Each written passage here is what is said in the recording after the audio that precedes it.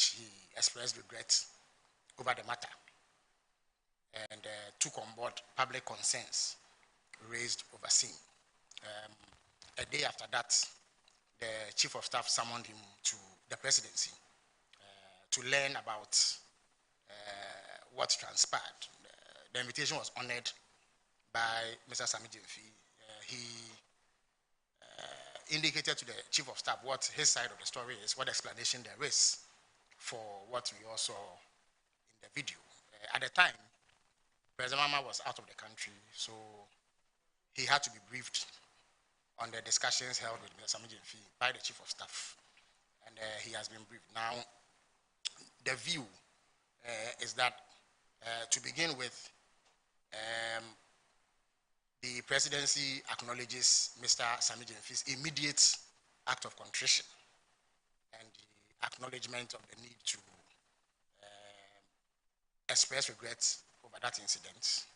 So that apology has been taken on board.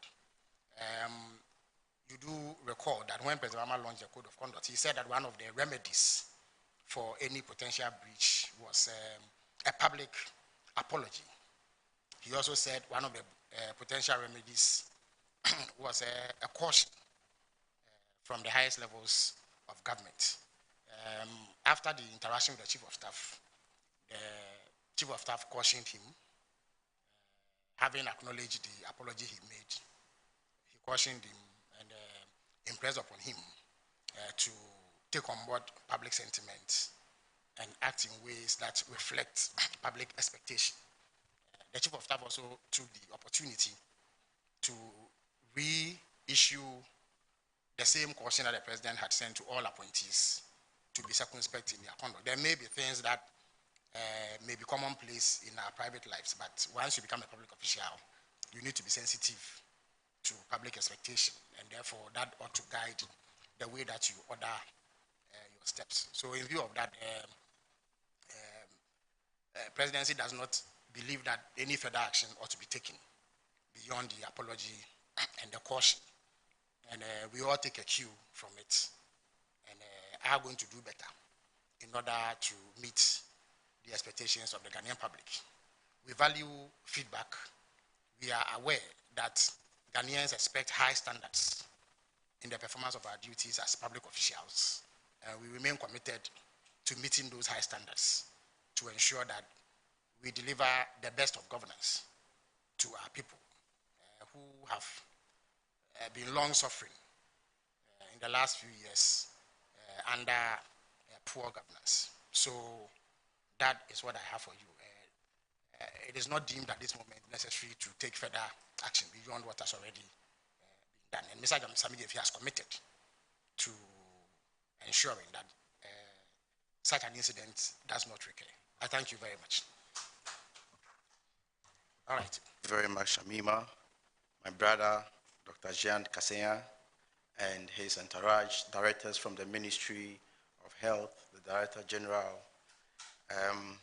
As we all know, the Director General for Africa CDC has been in this country since yesterday and having interactions with the major stakeholders in our health sector.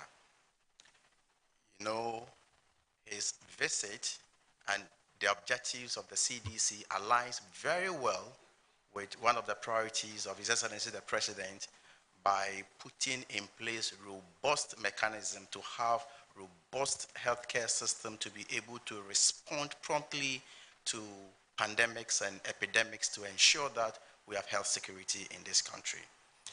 As a country, we have collaborated so well with Africa CDC, and we have enjoyed, some support from African CDC for some time now. And I will want to mention a few of them. We have enjoyed about $2.4 million to strengthen our primary healthcare system.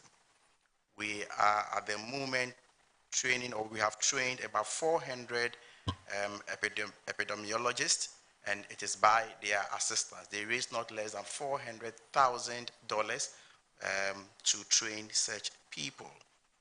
At the moment, they have also assisted us to raise not less than $1.6 million for the procurement and delivery of cold chain and IT equipment as a country. By the grace of God, Ghana is playing a vital role in terms of health in Africa.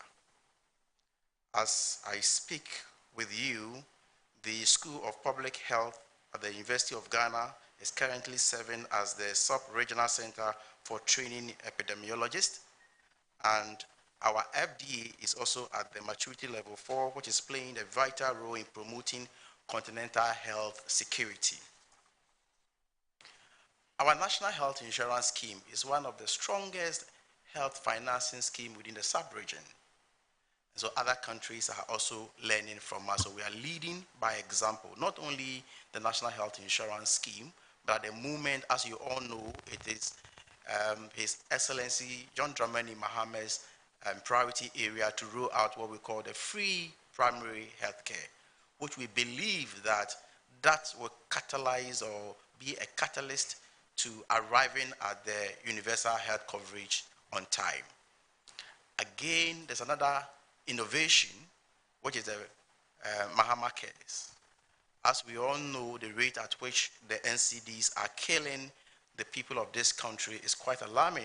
About 43% of our mortalities are attributable to the NCDs, and therefore there's the need for us to think outside the box to establish another fund that will subsidize the cost of treatment of these non-communicable diseases, and it's an innovation that other countries may need to emulate. And I'm happy to announce that the Director General for Africa CDC was excited to hear that we have rolled out such an innovation. At the moment, my humble self, I'm the chair of the western part of the country, western part of the continent, Western Region, Africa CDC, and so we are providing leadership role to make sure that as Africa, we take our own destiny into our hands.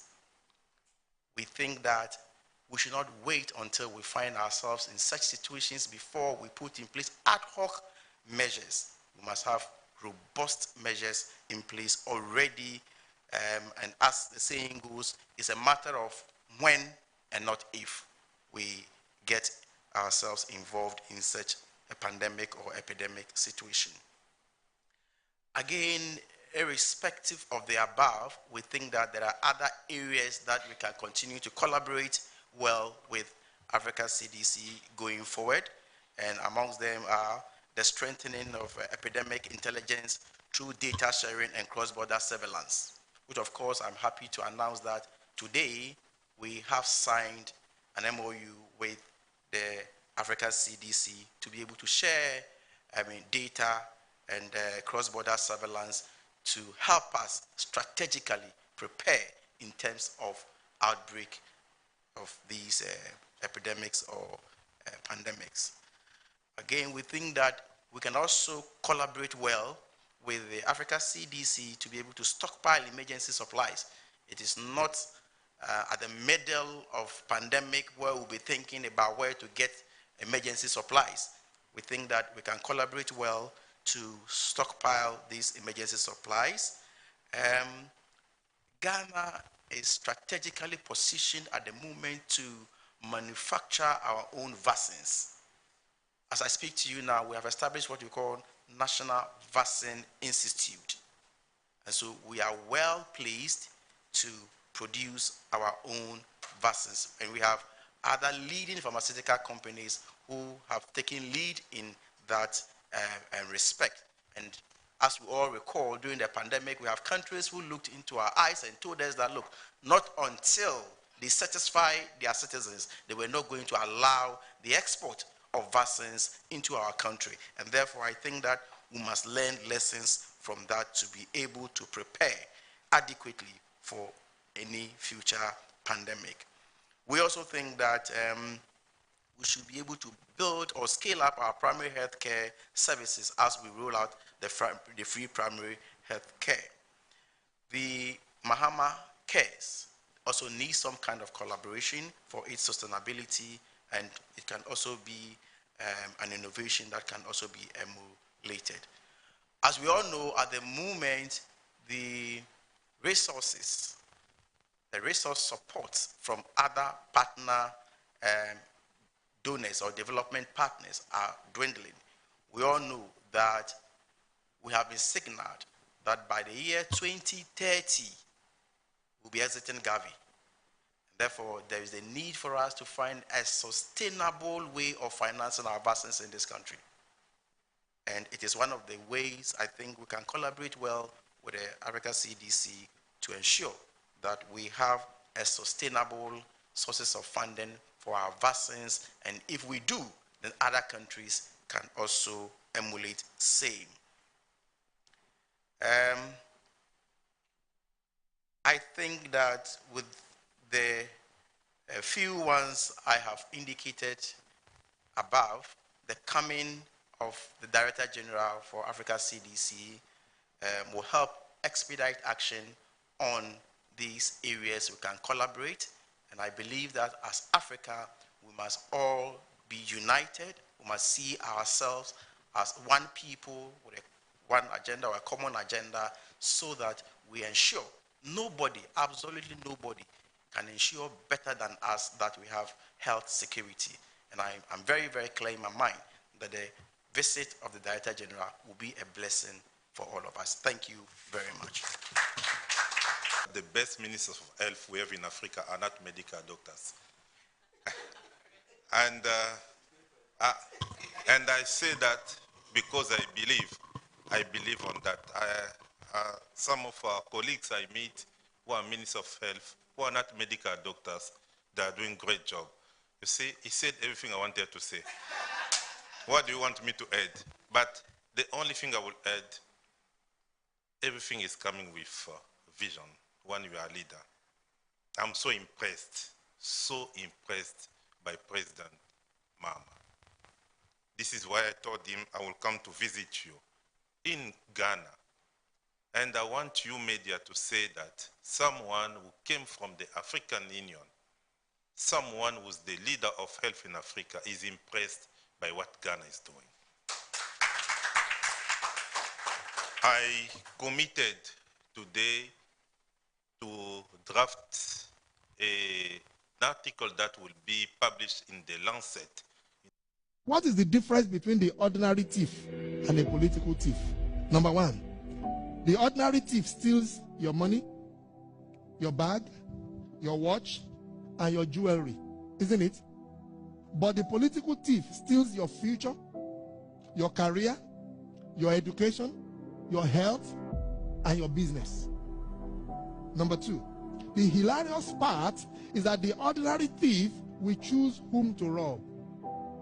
But you are the one who choose the political thief to rob you. Because we choose them. We vote them. We blindly say we are not blind. Who is deceiving who? The ridiculous part of the whole issue is that we will fight to defend and protect our belongings from the ordinary thief. Is it not? But we fight each other to defend and protect the political thief. Is that not what we do? Thugs will be fighting themselves to protect those that are stealing our career, stealing our joy, stealing our health, stealing our success. What a shame. Government is broke, government is broke. The people are spending billions to go inside the government that is broke. Have you ever seen a minister who resigned because government is broke before? Government has no money. Have you ever seen a governor who said, ladies and gentlemen, when I was elected, I thought the government had money. Now I discover government has no money, I resign. Have you ever seen it?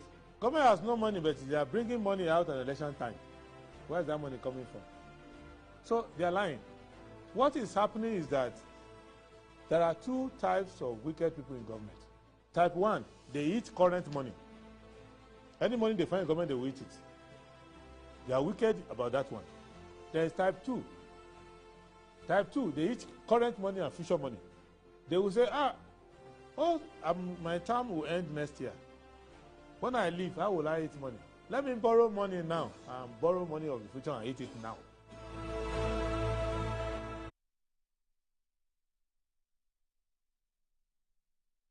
Hello, good morning. Thank you very much for joining us on the show. This is Good Morning Ghana on Metro Television. My name is Aldo Moore. It's always a pleasure coming your way. Thank God for keeping us alive and kicking. We're back again to join the nation's conversation. What's happening in our dear country, Ghana. My name once again is Aldo Moro, and we'll go straight ahead and look at the front page stories of the various newspapers that we received this morning. And I'll start with the Daily Graphic. Daily Graphic this morning reports that presidency resolves Sammy Gyamfi's full power. Prices of goods to drop within 60 days, Trade Minister assures. BOG Governor calls for continental coordination in financial sector. There's illegal miners block Birim River. Lives communities in danger. The Ghanaian Times. Access to medical care, no protocol, GHS DG declares. President pardons Sammy Gyamfi. Leverage SML Ghana platform to increase revenue. Professor Boateng urges government. Daily Guide. Gold smuggling crackdown. 3 deported, 3 to stand trial. Man gets life for AG pastor's murder. Agrada dollar gifts. Mahama clears Sammy Gyamfi. Drug lord arrested at Abuabo. Youth for Action protest unemployment layoffs. The Inquisitor. Celebrating 5 years of integrity, SML unveils unique plans, new revenue assurance for mining, upstream oil segment. GNCCI Gold Board confer for economic collaboration. Ghana opened for new oil investment. President Mahama. Gold Board, national security bust foreigners attempting to smuggle gold. The Insight. Fear grips NPP General Secretary as party stalwarts scramble for his post. The terrorism we're witnessing today comes from imperialism. Burkina Faso's Ibrahim Traoré tells Putin. Corrupt ex-officials offering to return loot to Oral and testify against high-profile accused persons. Deputy AG reveals. Pressure mounts on Greater Accra Regional Minister to transform GAC registrar over English Alata chieftaincy crisis. Israel wants to drag the U.S. into yet another war in the region. Iran warns. Police arrest armed robbers, drug peddlers after series of surgical operations in Kumasi. The Daily Post. Oral. Some people have approached us to return loot. Justice Shrem Sai. Committee probing Chief Justice removal. Petitions to begin hearings today. Sammy Gyamfi writes the storm as presidency says it is okay with his apology. Gold Board and national security bust foreigners attempting to smuggle gold. The New Republic. 24-hour economy. Dream on. Ends Akufo-Addo's corrupt gas processing plant deal. Energy sector debt to be cleared by 2026. President Mahama assures. Cocaine trade tumbles in Sahel amid coup chaos. Shock report unveils. Government strikes deal with traders to slash prices. Daily Democrat. MPA to sanction non-compliant oil companies. Kujo Tamaklo, that's Godwin Tamaklo. There's a Boakwa South MP to host Africa's top film school. Alex Dade wins 2025 Excellence Leadership Award. Police arrest 208 in anti-Galamsey crackdown. Gold Board, GNCCI discuss partnership for transformation. The Enquirer. Fisheries Minister vows crackdown on Galamsey. NPA assures fairness in issuing fuel station licenses. Gold Board arrests 6 Indians and over 14,000 teenage girls impregnated in Bono region. Nursing Director. Bank of Ghana to mark 60 years of CD on July 19. And there's Togono's fate begins today as Justice Scott Committee starts probe in Camera. The Daily Searchlight. Code of conduct. Mahama could not bite as Sammy Gyamfi goes scot-free. Probe against CJ. Mahama changes tune. There's also Nkwanta SHS students clash with school authorities over phone seizures. Give us 60 days window to reduce prices. Guta and AGI. Mr. Daniel Aivo wins Youngest CEO of the Year awards. And then does Ghana truly need a national career? There's a feature, a very interesting feature by Joyce Bawa Mokhtari. I think you should grab a copy and read it. It's very, very, makes interesting read. Metro Lens, Gold Board nabs 6 illegal gold traders. Adote Alote confirmed as GA Central Municipal Chief Executive. Joe Gatti urges calm and unity amid NPP internal wrangling. Gutsy Women Foundation kicks off anti-drug abuse drive at Benkum SHS. And finally, Business and Financial Times. Fage President calls for targeted policy to support export agribusiness. BOG's DPI project to shape Africa's future payments blueprint. Republic Bank honored for Ashanti region's economic development. Credit scoring evolves amid AI and a big data revolution.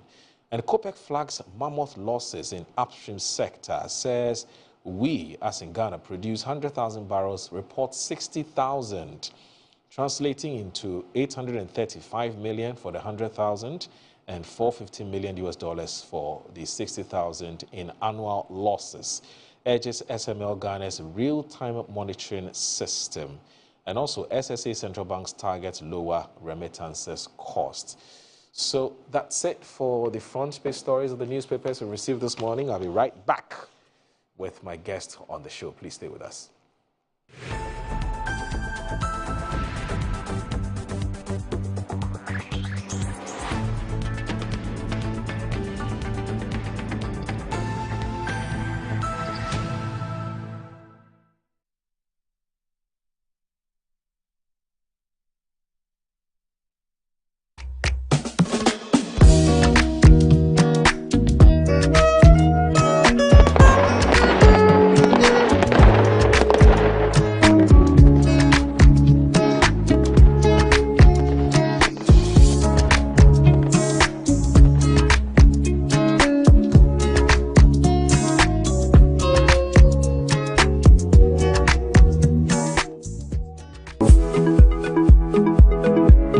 Sometimes the unexpected happens and the hero falls down in his own story. But he needs not stay down for long.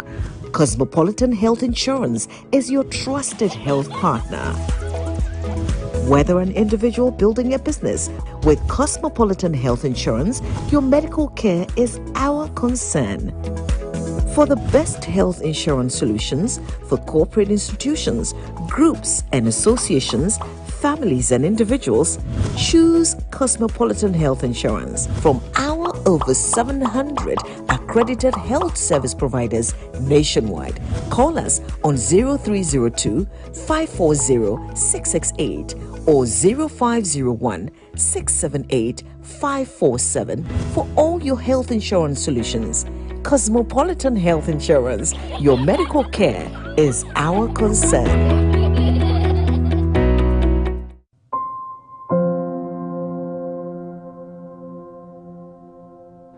Ama, nansi mi jeno wo bin enko ye kwao. Ama ma ye bohu se kontomra akija. Nansi me hu se me nyo basima kra. Ama me kunu ni me into kwampo. Oyiwa. Enye monko. Give us GC lecture and any capsules. Aye num boom. En ho asem na mo kana. E boa emma ene meme nyina. Ne ma wo ba ye obesima. Na be ma so aye be masima. Ya, we be boa wuku. Ama ne giant sa wo de hye ne botum. Na wanyinya na nim tisese ne wo yi chokwa.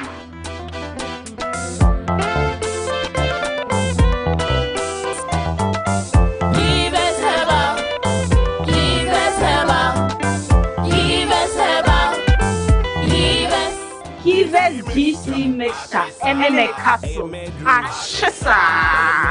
A painful about one more menu for one kwada when you feel to me. Yes, next. Hey, Nadia Benson, some more. Me didn't tum. Mr. Freddy Calico, just call me cockroach. Now, Mr. Freddy once now. Hey, that's you. Improve car. Yeah. Captain was key to double the action.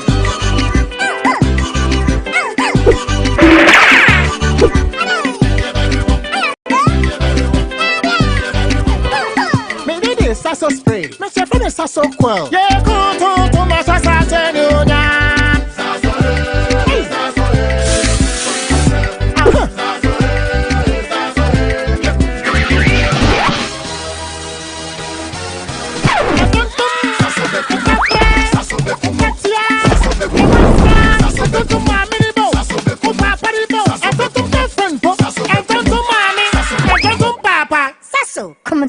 preko.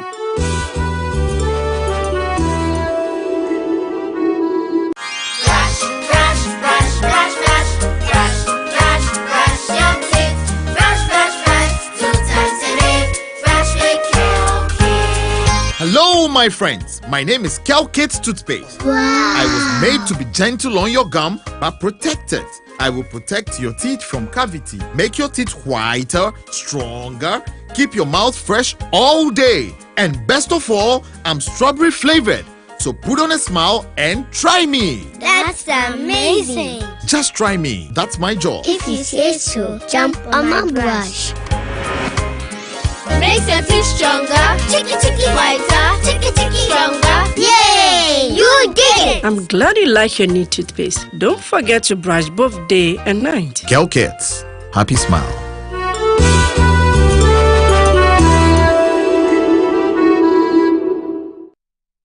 Going to get Polytank? Oh, and you're fine. Go straight. No, I want for left, right. That's right.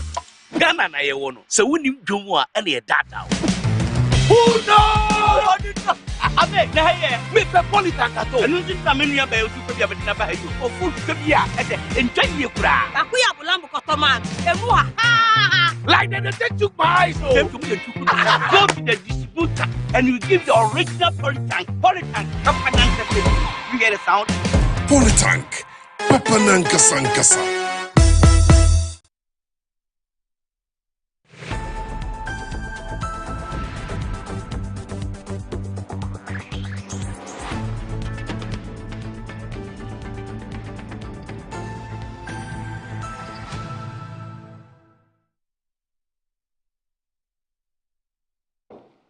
All right, so this is Good Morning Ghana on Metro Television. We also live on 94.1 FM on your radio dial. We're crystal clear on 94.1. So in case you want to move out of the comfort of your home, but you still want to monitor the conversations keenly, as you always do because of your loyalty to the show. You love Good Morning Ghana. I know you do. We love you too.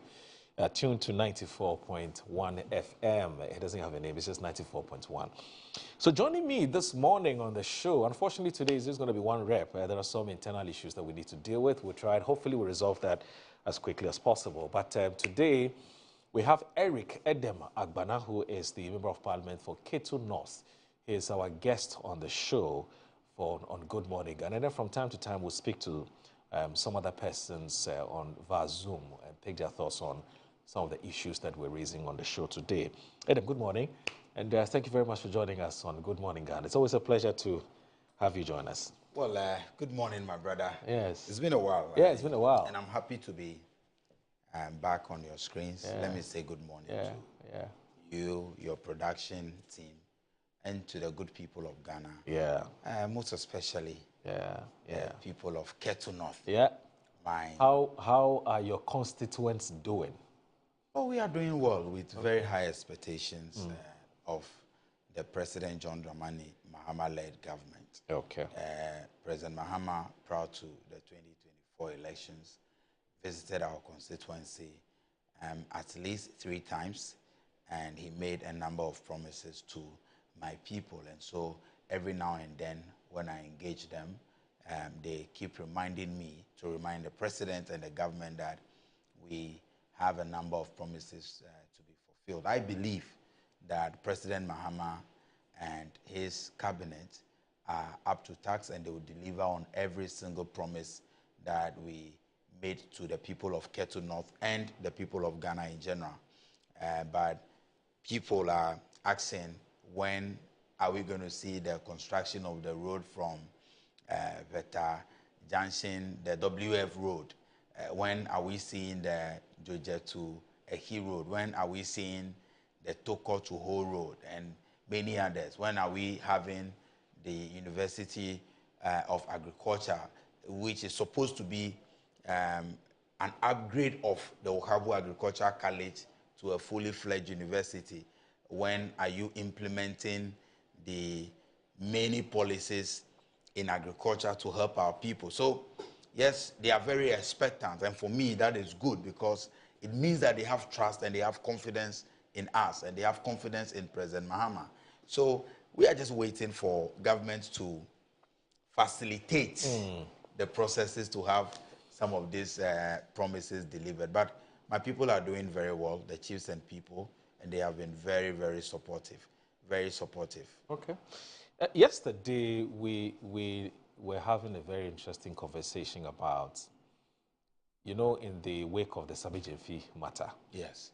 One of the issues that came up had to do with, you know, this political culture that we have nurtured over a period of time where MPs, ministers are constantly being harassed by other constituents or friends or media or imams and pastors and so on and so forth. Then the sort of undue pressure, you know, that it brings on those of you who have decided to serve your communities, you know, and whether indeed it is sustainable. For instance, I'm told some of you MPs, when you're going to your constituencies, you have to, as a matter of, it's almost like whether you, as a matter of necessity, you know, you must mobilize some resources before you go back to your constituencies.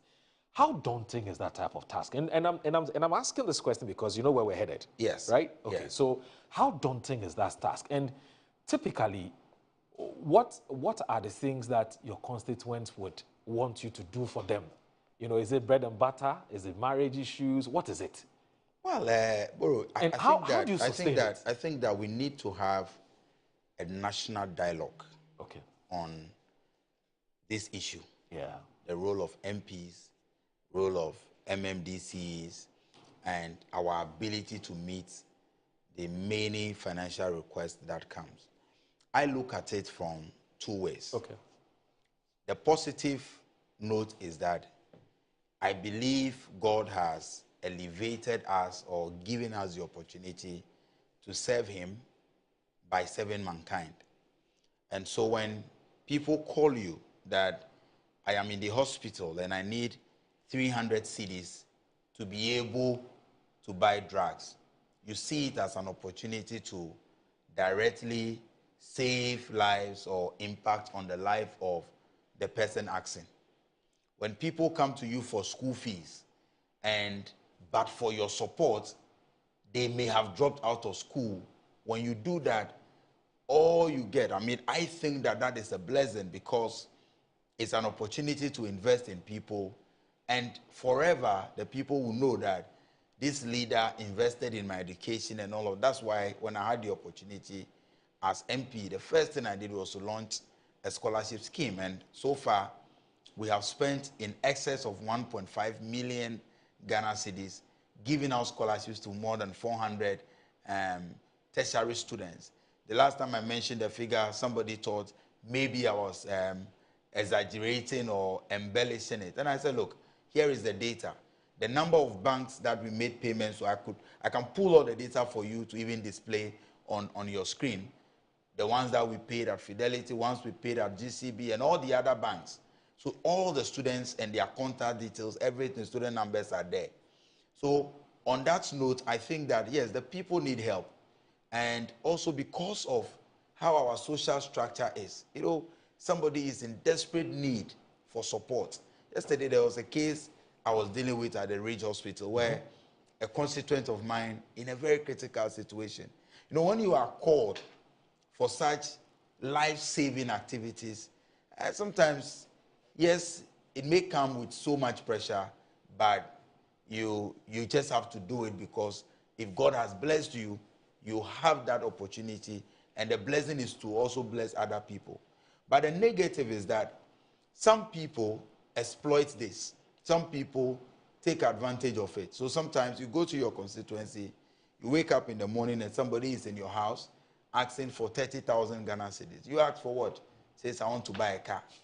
And so you ask yourself that, okay, if every MP or if you even want to buy a car for or spend 30,000 on a constituent, I mean, how much is your salary? One, what are you entitled to? Where are you going to get the money from? So for some of us, the ones we can do and we are capable of doing, we do it. But the ones that are quite extreme, we tell the people the truth that this is beyond me. Some people come. Yesterday, somebody called me to buy him a motorbike. Told him that, no, I'm unable to because I don't have the resources to do that. If it's a critical situation, like recently, a constituent of mine had a health crisis. They needed about 300,000 Ghana cedis.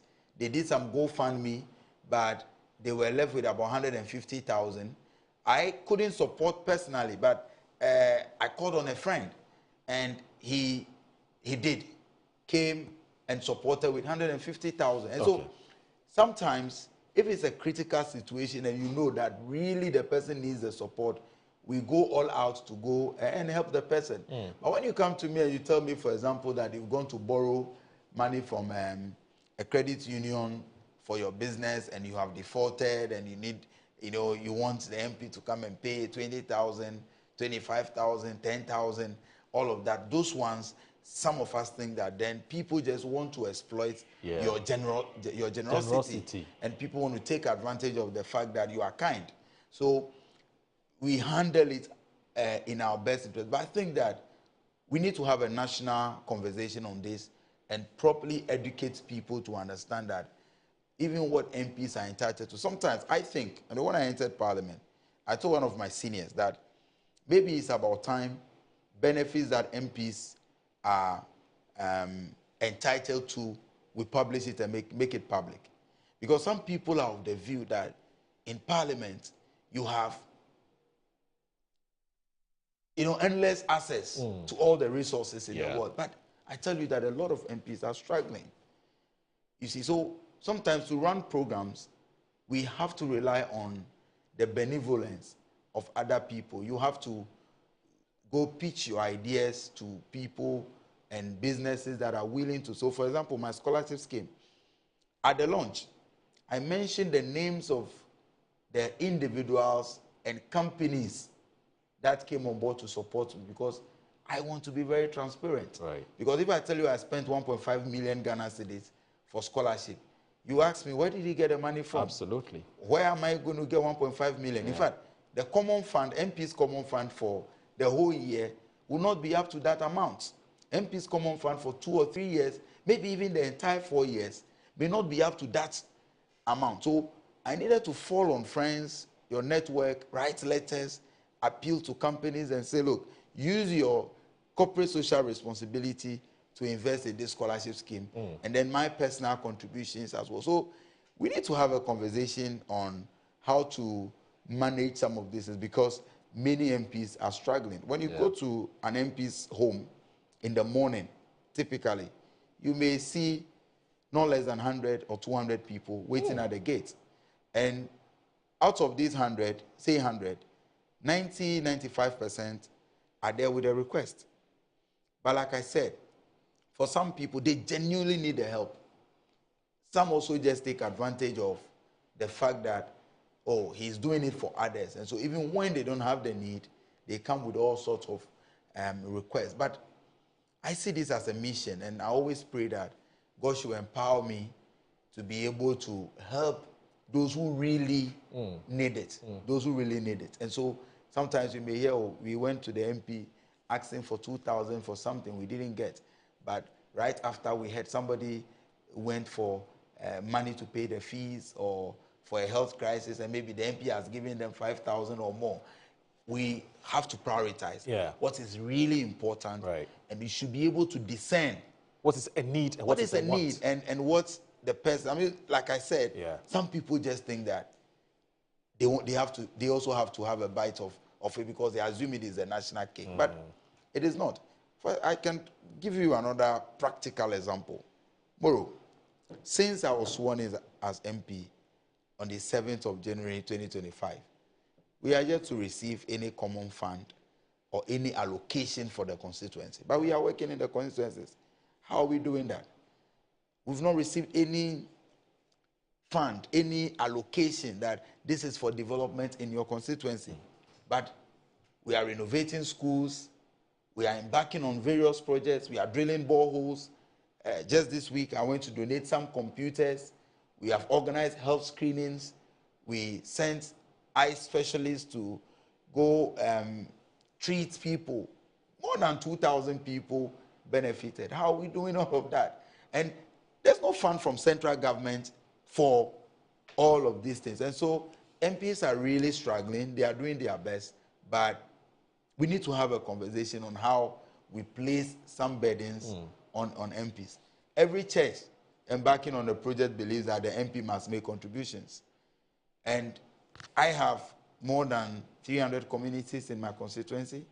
So imagine every week, aside the funerals and the demands from the churches and other groups, other organizations, apprentices and all of that, how are you expecting the MP to raise these things? Yeah. And so these are important issues for us to be dealing with. But for me, if you have the opportunity to help, especially the critical ones, school fees, health crisis, I don't joke with those two. School fees, health crisis, school fees, if I'm able to verify that you are my constituent, you are doing well in school, but you are facing financial challenges.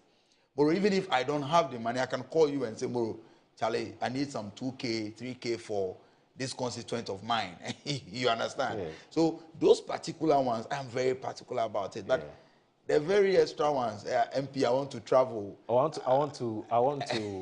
to marry a third Yeah, wife. I want to marry a third wife. Such requests come. Oh, Charlie. MP, I want to travel abroad. I've gotten my visa, but I want you to buy the flight ticket for me, and it's 18,000. Is that? Those other ones may not receive the necessary attention from some of us. But health crisis, education, those ones are top critical. priority, very critical for. How do you, for instance, how are you able to tell, for instance, if somebody comes to you and says they need money to go and pay school fees, or they want to pay medical bills, and things that you deem as critical, how do you ensure that the resources that you're making available to the person actually goes to attend or address the very things that they came to you for, and that you're not being scammed, for want of a better word? A number of us have fallen victims to such scams in the past. Yes. I have fallen victims to it. So the structure I have put in place, when you call me that you have a health crisis in my constituency, I ask you which facility are you admitted, or which doctor prescribed the drugs you claim you want to go and buy.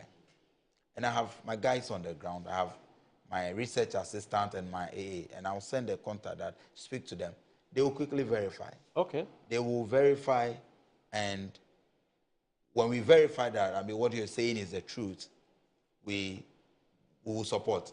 Same with fees. Okay. So for the scholarship, we decided not to hand over physical cash to any of the beneficiaries. Okay. So we asked them to give us the account details of the schools. And so we wrote to the bank and said, have this amount of money, and this list of students can be paid through this medium, and then they effected the payment. And so the banks helped us, and they sent the receipts, and we only forwarded the receipts to the students. So we didn't pay, or we didn't give physical cash to anyone. And so that is... Have you ever had an experience where someone came to you and said they needed help on account of either a health condition or they want to pay school fees, and then you said, okay, let me have the details of the account, I'll pay, and the person says, okay.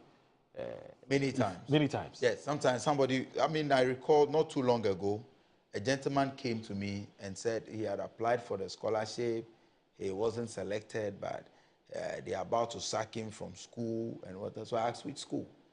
Then he mentioned that University of Education, Winnipeg. I said, okay, I know you're doing quite well. Give me your details, your student number, and your full name, and I will call the school to verify how much you owe, and payments be made. Okay. And the person said, I'm coming, and never came back. Never came, yeah. And so we've had such situations. Then people actually call. Somebody can call you from even a different community and tell you that, oh, I'm calling from Joje, knowing that Joje is in your constituency, and say, please, I have this need, A, B, C, and D. So what I have done is that, okay, I have branch chairmen or executives in all those communities. I said, okay, go and tell your branch chairman to call me. Initially, people didn't like that arrangement, but it has saved us a lot. So if indeed you are in that community and you have that need, if I refer you to any of my executives and say, talk to your assembly member and ask your assembly member to call me on your behalf, they will be able to know that indeed you are needy, or indeed you are in the community and you are confronted with such a challenge. Initially, people didn't like the arrangement, but we've come to realize that it has saved us, a lot from scammers. People do take advantage of of MPs in this thing. Then another thing that we are battling with currently is that sometimes people are defrauding a lot of people in our name, using our names. So on Facebook, I have over 60 accounts created in my name. Okay. So when you search Erike Magbana now, more than 60 fake accounts. And they are defrauding people that send money to this number and we will get you immigration slots, we will get you police or fire service and what have you. And a lot of people are falling for these scams. We keep warning people that no MP, whether NDC or MPP, will take a password from you to help you for employment. So when people are chatting you, busily chatting you on social media, that send money to this account, A, B, C, and D, and the MP will help you, know that it is a scam. Whether NDC or MPP.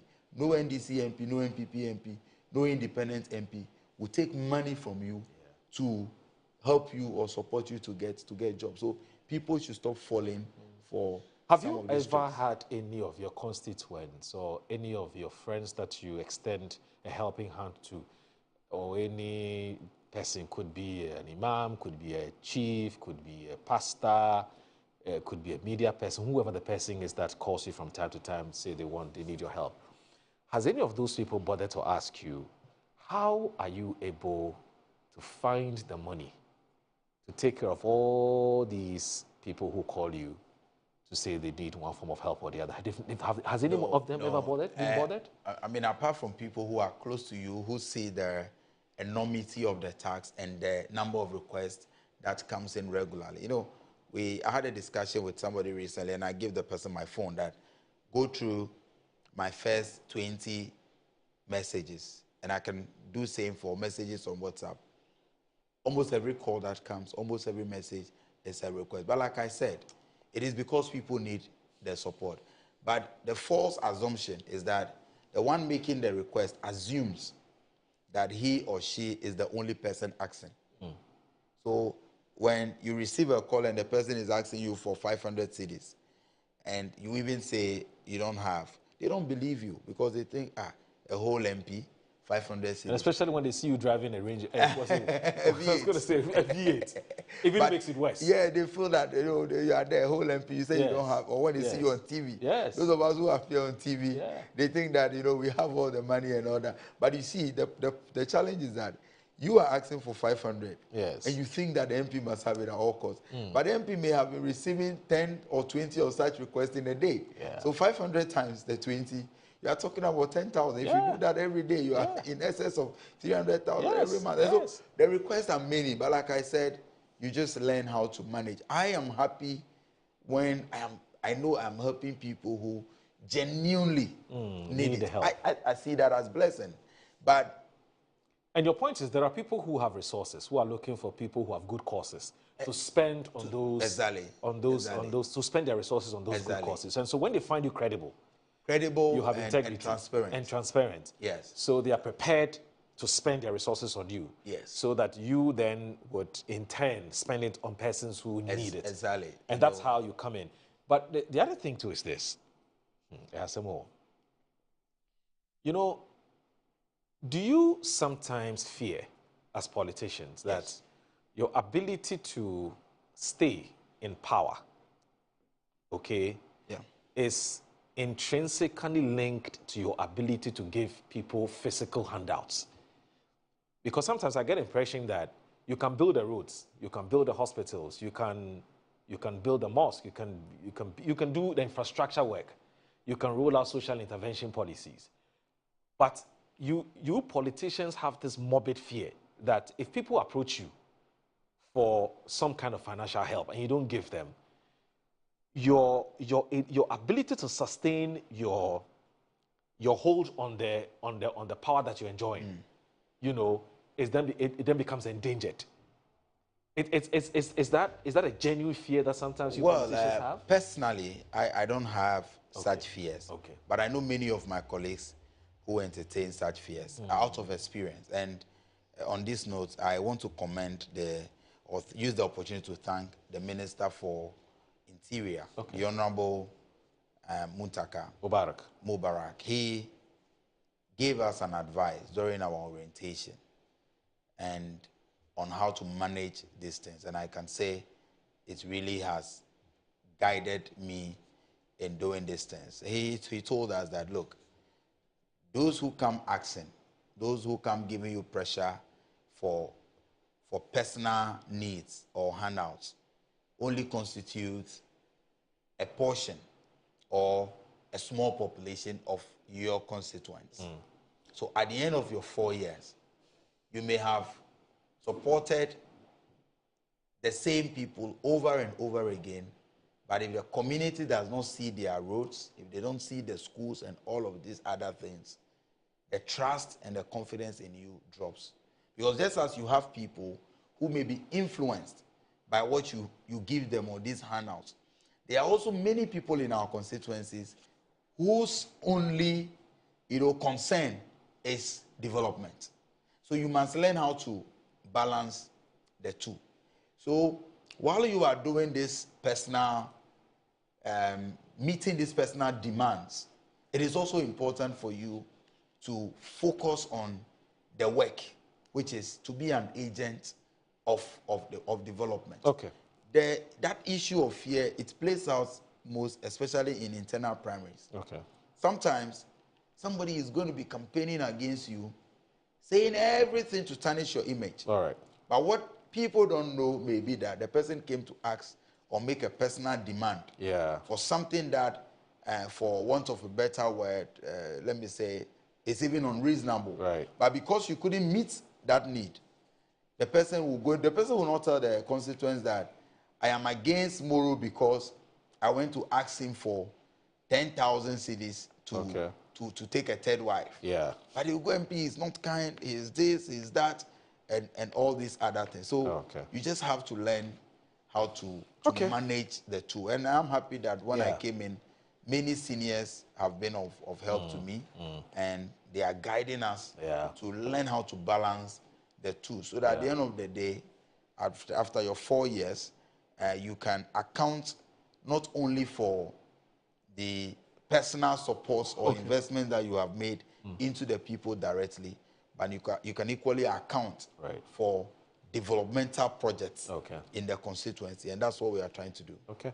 All right, so those of you have been asking me why there's no MPP rep. We just have a little disagreement with the MPP on an issue, but we'll resolve it quickly as possible. I mean, we're partners in this, we're friends, we're very good friends, but once in a while, we can't agree on one or two things, a couple of things, but it's not a big deal. We'll resolve it as quickly as we can, and they would rejoin the show. And here I want to say a very good morning to Richard Ahiagba and the rest of your team for doing a good job. And like I said, it's not a big deal at all, but we'll resolve it as soon as we can, and things will be back to normalcy. Now, Adam, let's look at this issue which has been raging for some time now. I know your relationship with Sammy Gyamfi. The two of you are very good friends. And I've also seen some of your write-ups that you have authored since his matter broke. And you mounted a very, very strong defense when the video, the Agrada Dollar video went viral. Now, there's a development, as you do know. Yes. Because Ghanaians were eagerly awaiting what the decision of the presidency or the president was going to be. And I saw some CSOs, asking what's happening, hasn't any decision been made, etc., etc. So a decision has been made. And the various newspapers have carried the outcome of that decision. So if you look at Daily Graphic today, Presidency resolves Sammy Gyamfi's faux pas. The story is on page 29 of today's newspaper. I want you to read the headline again. Yes, President resolves Sammy Gyamfi's faux pas. Okay. That's how they've couched it. And the story is on page 9. Now, Kester Abraham Crunchy. But before I do that, before I read the story, I need to remind you of my favorite Polytang. Yes. Now, this is Ghana. You only get deceived if you're not sure of what you're buying or you don't really know the market. So when it comes to water storage tanks, the name we all know is Polytang. It has been with us for over 30 years and has been trusted by all these generations. So make no mistake, always choose Polytang for guaranteed quality. It's available at the same price across the country at Polytang partner shops. If you're looking for Rambo, you're looking for Hippo, Sumo, or Super Sumo, durability is always assured. So Polytank, the original, always the best. Papano, Ankasa, Ankasa, Ankasa. So Polytank does not request for Momo payments online. So buyers beware about that. And also Blue Jeans Energy Drink, my favorite Blue Jeans Energy Drink. I've had it. I had Blue Jeans Energy Drink yesterday. I loved it. I mean, it boosted my energy and my confidence and everything, and I would entreat you to do same. It's been on the market, Ghanaian market, for more than 20 years, so it tells you what's the strength of the Blue Jeans Energy brand. Now, it has vitamins and nutrients like vitamin B2, B3, B6, B12, as well as taurine and guarana, which are known to boost your strength and your energy, as well as promote high performance and endurance. It's in shops nationwide, so please, for bulk purchases, contact Budget Cash and Carry Limited on 055-001-0000 or 0208-128-190. Blue Jeans Energy Drink, a Blue Jeans Energy Drink. It's a fantastic, piece of product. Grab yours and let me know how it feels like. So, Kesabram Kranche says the presidency has pardoned the acting CEO of Goldboard, Samuel Gyamfi, following his meeting with officials of the controversial dollar gift to socialite Patricia Asidu-Siama, a.k.a. Nana Grada, last Saturday. Now, the spokesperson for the president, Felix Kwakye Ofosu, confirmed yesterday that Mr. Gyamfi's public apology had been accepted, and he had been cautioned to be more circumspect in his actions. The president acknowledged Mr. Gyamfi's remorse and has advised him to exercise greater discretion in the future. Kwakye Ofosu stated, with the matter now resolved, the presidency considers the case closed. Okay. Now, following the meeting at the presidency, Mr. Gyamfi left the premises in a sober mood, signaling the seriousness of the engagement. The viral video, which showed Mr. Gyamfi's handing Nana Grada a substantial amount of dollars, has sparked widespread debate, with some questioning the source of the funds and the appropriateness of the gesture. Mr. Gyamfi had earlier explained that the money was intended for personal use and that Nana Grada had insisted on financial help before allegedly snatching part of the cash for him. Mr. Gyamfi, the National Communications Officer of the ruling NDC, took his X space last Sunday to apologize profusely for what he described as an act of indiscretion on his part. So before I bring you in, Eric, let me speak to Edem Senano. Okay. He's been at the forefront of the anti-corruption campaign for a very long time. He's a very respected and very reputable man. Let me speak to Edem. Edem, good morning. Thank you very much for joining us on Good Morning Ghana, sir. And thank you for having me. Yes, sir. So was this the outcome that you expected when you heard that the presidency had taken serious, consideration of the matter, and of course, we're talking about the chief of staff, someone, Samuel Gyamfi, and there was some interaction, and all of you were waiting with bated breath what exactly was going to be the outcome. Was this what you were expecting?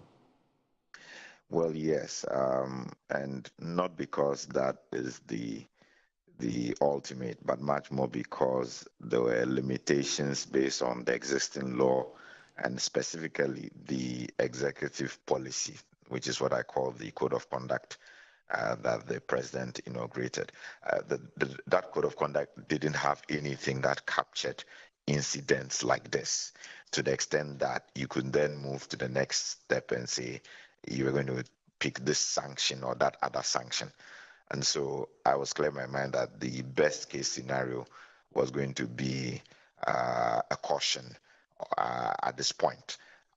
It also meant that if you're using an industry approach, whenever new things come up, we say that policy is dynamic, and so you enhance the existing policy.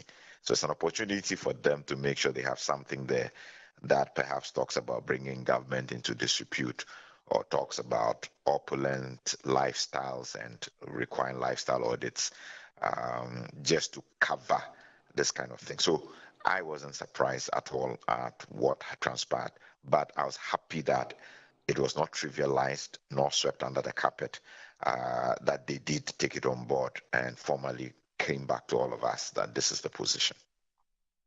Do you agree with those who say that the decision which has been taken by the presidency will not in any way deter any other appointee from being careful when it comes to their conduct in public, and that perhaps it should have been a bit more punitive. Some say it should have been at least a week suspension, 2 week suspension, 1 month suspension, so that it would have sent in very clear terms the president's abhorrence to what I'll call unethical behavior by a public servant, quote and unquote. No, I wouldn't agree with them. And I think that there is an erroneous understanding that sanctions are only when there's something, in your view, negative. So 1 month at home. No. Naming and shaming is a sanction. And in many places and quarters, when we talk about behavior change and sanction incentives, or as compared with reward incentives, just the fact that there's a public embarrassment is a sanction. Is to say this is wrong, it should not be done. And I disagree when they say that it will not stop people from. Trust me, many more of the political appointees are going to be cautious about what they do in public. And I'm not quite sure that they are going to be in the habit of doling out dollars, because you see, automatically what it could potentially trigger is somebody saying that what is the source of the money, and saying I'm going to one of the current anti-corruption agencies and saying that there must be an investigation into your source of funding because your lifestyle, and for example, the Yoko law covers this already, that if you have monies that you cannot indicate a legitimate source, it means you'll be invited, you'll be questioned. And why would you want to go through that kind of harassment? So I disagree with anyone who says that this is not going to serve as notice or give any kind of serve as a deterrent. On the contrary, I think that people will take notice and be more circumspect with what they do. So by the president saying that he acknowledges Mr. Gyamfi's remorse and has advised him to exercise greater discretion in the future, with the matter now resolved, the presidency considers the case closed.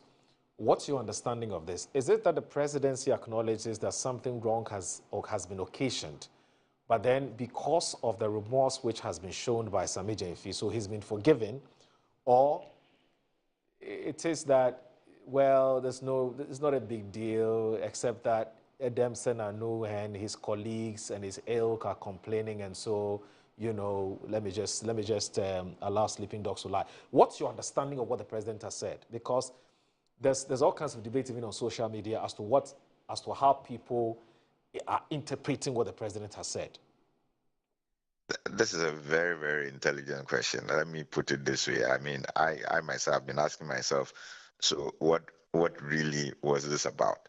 Fact is, because you couldn't align the incident with an existing law or the code of conduct, I was wondering, so what exactly are we saying? I think because you don't find that this has been codified, and therefore, under normal circumstances, the thing would just have been to say, well, there's no breach of law, there's no breach of policy. But Ghanaians were upset. And not just Ghanaians, their own constituency, the NDC party faithfuls were upset. Like, we didn't do all of this, come from opposition for you to now start, doling out money. And so there were a number of issues where they realized that their own party faithfuls were extremely unhappy with this. And so you needed to speak to that. What is it? It's true. If you take Article 1.1, that when we repose authority in a government, what we are saying is that whatever you do is in the name of the people and for the welfare of the people. That's Article 1.1. And so the ordinary Ghanaian looks at what you do and says, is this in my name? And is this for my welfare? Legitimate question. And obviously the answer in this instance would be, this could not be money. Why are you giving dollars? Why dollars? And does this individual actually deserve to have dollars? And then the next question would be, and what's the source of the money? So I think what the president was doing was saying, we are acknowledging that their party faithfuls and many other Ghanaians were unhappy with this use of dollars. That's a sign of opulence at a time where there's difficulty in terms of finding resources to do other things. And we're thinking that, no, this is not the kind of thing we expect senior public officers who've just been appointed to head very key institutions to be doing. Because it suggests that if that were to continue, a certain pattern of lifestyle that is not sustainable, and that is not kind of modesty that Ghanaians would expect. So I think it was much more to the fact that Ghanaians didn't believe that it was in the best interest of the nation and of the government of the day, and less so because there's an existing law or policy that highlights this as something that is untoward. What do you make of the timing of the decision? I've heard some people say, for instance, that it could have been earlier because that in itself will send its own kind of signal. So the matter broke on Saturday, and we were told the Chief of Staff summoned him on Monday, or so must have been Monday or Tuesday, where today is Thursday. We only found out what the decision of the president was as at yesterday. Could it have been? But I've been told that the president was out of jurisdiction. Yes, was out of the jurisdiction, yes. And the Chief of Staff had to wait for him to come to talk about the steps that had been taken. Okay. I can well understand that. Typically, when you have the first gentleman citizen out, the itinerary may be such that you can only have high-level briefings, and you can get into the details of the subject matters. So it would have been probably much more challenging for him to wrap his mind around this outside Ghana. But once he was back, they then did a full briefing. He had to take the decision. And I guess that it was necessary because he had just recently, not more than 2 weeks ago, launched the Code of Conduct. And so the president's own integrity was on the line as to what you do or not do under these circumstances. So I'm not too surprised. I think that the feedback was necessary. I'm glad they didn't trivialize it. I'm glad it was escalated to the highest level of the country so that then it took that attention. And I think it makes sense that the president needed to be back and be briefed and to take that decision. So the argument that in this day and age, with technology, you know, with technology around us, and the fact that this matter was a straightforward matter, which is whether he was going to be forgiven or the president was going to ignore it or the president was going to punish him, this could have been done within 24 hours because in matters like this, timing is also key because of what it communicates or what it signals, the optics. Because remember that there were some of your colleagues who had started growing impatient and were asking, what's happening? It's been more than 72 hours. The president, what's the president's decision, et cetera, et cetera. Yes, he's out of town, but we do know that the president will be communicating with the chief of staff. If the president needs whatever information, he still could have gotten it from the chief of staff. And then he would have just given his instruction to the chief of staff and say, look, after scrutinizing or apprising myself with the details of everything that's happened, take this decision. And you'd have said, look, I acknowledge Sabi Jeff's remorse. He should go and say no more, rather than waiting for 3-4 days before we finally get to know what the president's mind is.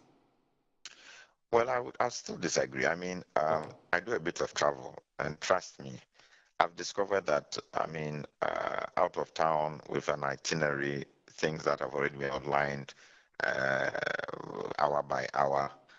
When you've done all the engagements, you come back, you're worn out, trying to wrap up your mind around new things. Sometimes there are even things I've decided I'm going to work on in the evening. I'm just not able to because somehow you underestimate what the movement, just moving from one point to another, does to your body.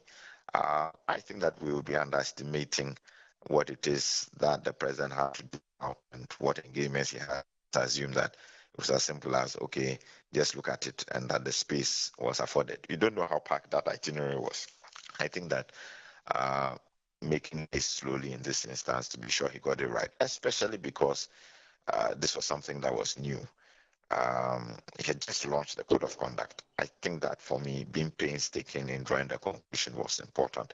I think also you're forgetting that one of the things that for me was key was that the chief of staff, or at least the presidency, ought to have done some due diligence on, so what is the source of this money? That discussion had to have been held, and people be able to be comfortable to say this is within the legitimate source of incomes and not beyond it. And there can be no subsequent question that will be flawed because maybe somebody doesn't have a dollar account and has no right to be holding dollars. Some amount of due diligence needed to be done before you can feed that into the president's decision. So yes, people want it faster. That's always the case.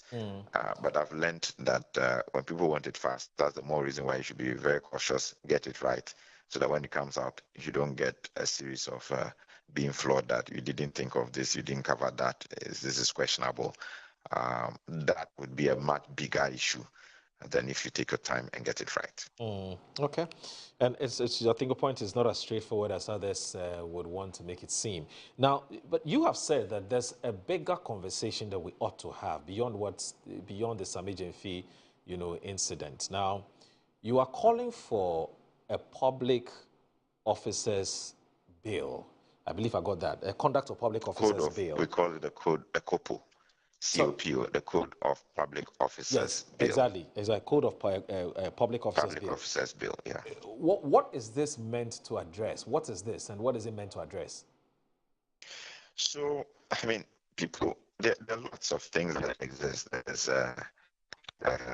the Public Officers Declaration, and I think disqualification bill. I think it's Act 550, if my memory serves me right, that exists. There is the charge, worked with the Public Services Commission to even have a code of conduct for public officers. I think they did this in the 90s, and they've been using it for training ever since. So it is not that we don't have codes of conduct and documentation that covers some of these issues. And so in looking at best practice internationally, we then worked at having one comprehensive, so there's a one-stop shop that covered all the issues from assets declaration to lifestyle audits to gifts to bribes to extortion, in one document, which is a Code of Public Officers Bill, to make it easier for anyone, especially citizens, to be able to monitor and hold accountable public officers. Now, in the previous government, His Excellency Nana Addo Dankwa Akufo-Addo had said he was going to make sure it was passed. We'll have a world-class bill. All the way, even I think up to November, it was at some event he repeated this. I think it was the lawyers' event. But that was never passed. The reason why a law is much more important to Ghana, in my view at this point, is that then you have sanctions clearly outlined for the various issues that may arise. It makes it easier when you go to court. It also then provides opportunity for all Ghanaians. And so I say then you have 35 million people who are also monitoring. So it's not the situation that somebody needs to see this and report to the president, as is the case now with the executive policy, where Mahama, our president, wants to hold his appointees accountable. That is fine. But it is not the ultimate in terms of ensuring that we get the best results as far as accountability is concerned. You need a law. That law then empowers every citizen. And by the way, it is our constitutional obligation. Recently, I've been trying to emphasize that we have irresponsible citizens in this country because we know our rights, but we don't know our obligations. 9 out of 10 Ghanaians appear to be ignorant of Article 41. 11 points that highlight and underscore the responsibility of Ghanaians. And in Article 41F, we are supposed to prevent and combat the misuse of public funds, and so there are many areas where we have responsibility we are not acting on. And so all I'm saying is that then we as citizens have the right and the obligation when we see something going wrong, based on the existing law, it was the COPO, for example, to go to court, to follow the processes, to hold our duty bearers and public officers accountable. And that's a much more strategic way of dealing with these issues moving forward. All right. Adam, we like talking to you because you know your stuff, you know your onions, and we're so grateful that you made time for us. And thank you for having me as well. Thank you so very much. So Eden Senano is the co-chair for Citizens Movement Against Corruption. He's been in the anti-corruption crusade or the anti-corruption fight for a very long time. And so kudos to him and all others who are helping with this canker, which is making it very difficult for us to build our nation called Ghana. So joining us, representing the New Patriotic Party, is another good friend of ours, Ishaq Ibrahim. He is a law lecturer at UPSA and also a member of the MPP's Legal Directorate. Ishaq, it's always good to see you. Thank you very much. Assalamu alaikum. Wa alaikum salam. And I hope you're doing well, sir. I'm doing quite great. And good morning to my very good friend here. Then we are meeting for the first time. Yes. Nevertheless, I've seen you on TV a few occasions. And good morning to the viewers as well. And sorry for the late show, but nevertheless, it's better late than never. Happen. Yes. But technically not late. Yeah, but, that's true. Yes. That's true. But you hardly. That's the first time I've seen you wear a jacket. Yes. And because you're usually in your African, typical African wear. Yes. What's happening today? You have some presentation or just? No, I think I'm just a Pan-African, even though I'm a lawyer. But I believe the African way, we need to promote it. Okay. That is why when I'm here, the weather is friendly for such kind of wear. Right. I always try my best to wear so that we can showcase Africa. Very important. I would love one day to go to Europe and elsewhere. And I also see them being in our African attire. Yes. So I just want to promote it. I'm just saying because today you look totally different. Yes. Yes. No, it's just a choice I've made. Nothing special. Anyway, so Adam, the president acknowledges Mr. Gyamfi's remorse and has advised him to exercise greater discretion in future. With the matter now resolved, the presidency considers the case closed. What are your thoughts? Well, when we saw the video in circulation, I was one of those who came to the defense of Sammy Gyamfi very early, openly on Facebook. It attracted a number of harsh criticisms and insults, but I stood firm because, Moro, in my analysis of this issue, I'm sure Ghanaians will pardon me if I sound as though I'm patronizing Mr. Samuel Gyamfi. I've worked with Sammy Gyamfi very closely. When I was Deputy National Youth Organizer, he was the National Communications Officer. In fact, when we were campaigning to be national executives, I met him on the road a number of times, and many times the two of us sat in the same car, and we toured this country working to bring President Mahama and the NDC to power. In my relationship with Mr. Gyamfi, there are two key things. Look, we are not perfect. We all have our own shortfalls and all of that. But Sammy Gyamfi is one of those people that when you build a relationship or you come close to him, there are two key things that you will identify very easily. The first one is his generosity. He's one of those that even with the little he has, he just wants everybody around him to be comfortable, to be happy. And so he's always willing to share. The second is the fact that Sammy is very, very, very concerned about his reputation and integrity.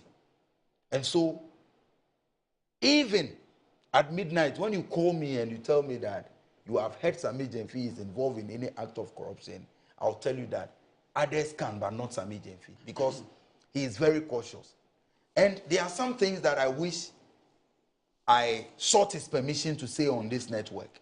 Many times when he was fighting the NPP government, when he was fighting corruption, there were times people called or sent people to meet Sammy to make offers, but he always rejected. That is why for 8 years, Sammy remained a critical voice against the NPP. He wasn't afraid for his life, and he never would do anything that revolves around bribery or corruption or what have you. So I wrote on Facebook that his generosity has become his vulnerability in this matter. So I will always vouch for his credibility, his integrity, and I'm ready to put my hand in the fire for Sammy Gyamfi when it comes to those issues. He works with principles, and that is why he had that boldness to openly fight the NPP government with all their arsenals. For 8 years as a young man, he labored and did everything possible to help the NDC to win power. And so Sammy is not one of those that will engage in any act of corruption or bribery and all of that. But I equally understand the public outrage and the reaction. And I tell people that it is because the Ghanaian people have confidence in us, the NDC. That is why they have higher expectations of us when it comes to issues of morality, issues of ethics. I tell you, Moro, and let it be on record, that the Ghanaian people expect higher standards from us than the depraved MPP. Because for 8 years, they saw governance that threw ethics to the gutters. For 8 years, they saw governance that had no respect for codes of ethics or codes of conduct. They saw governance that embraced brazen corruption and abuse of power. And so, by bringing us to power, they expect higher standards from us. And that is why, even though what we saw or what happened with the Sammy Gyamfi video, there is no law that was breached. There is no code of conduct that was breached. And I'm happy my colleague is a lawyer. And the MPP, when they came out, Sammy should be sacked and all of that, they have not been able to point to which law or which code of conduct the gentleman had breached. Nothing. It's just the sentiment that let us ride on this to get a gentleman who has been a thorn in our flesh out of the political space. But I told them from day one that they will never succeed against, in any of their schemes against either Felix Ofosu-Kwakye, Sammy Gyamfi, Honorable Kujeto Ablakwa, and the many others. And so, like Mr. Senanu said, what happened is not codified.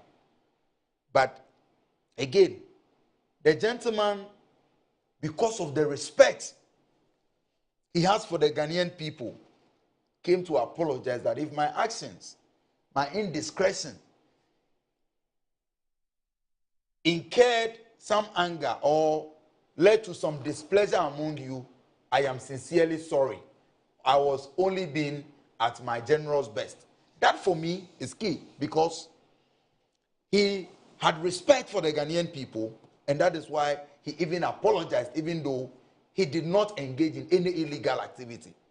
But he apologized.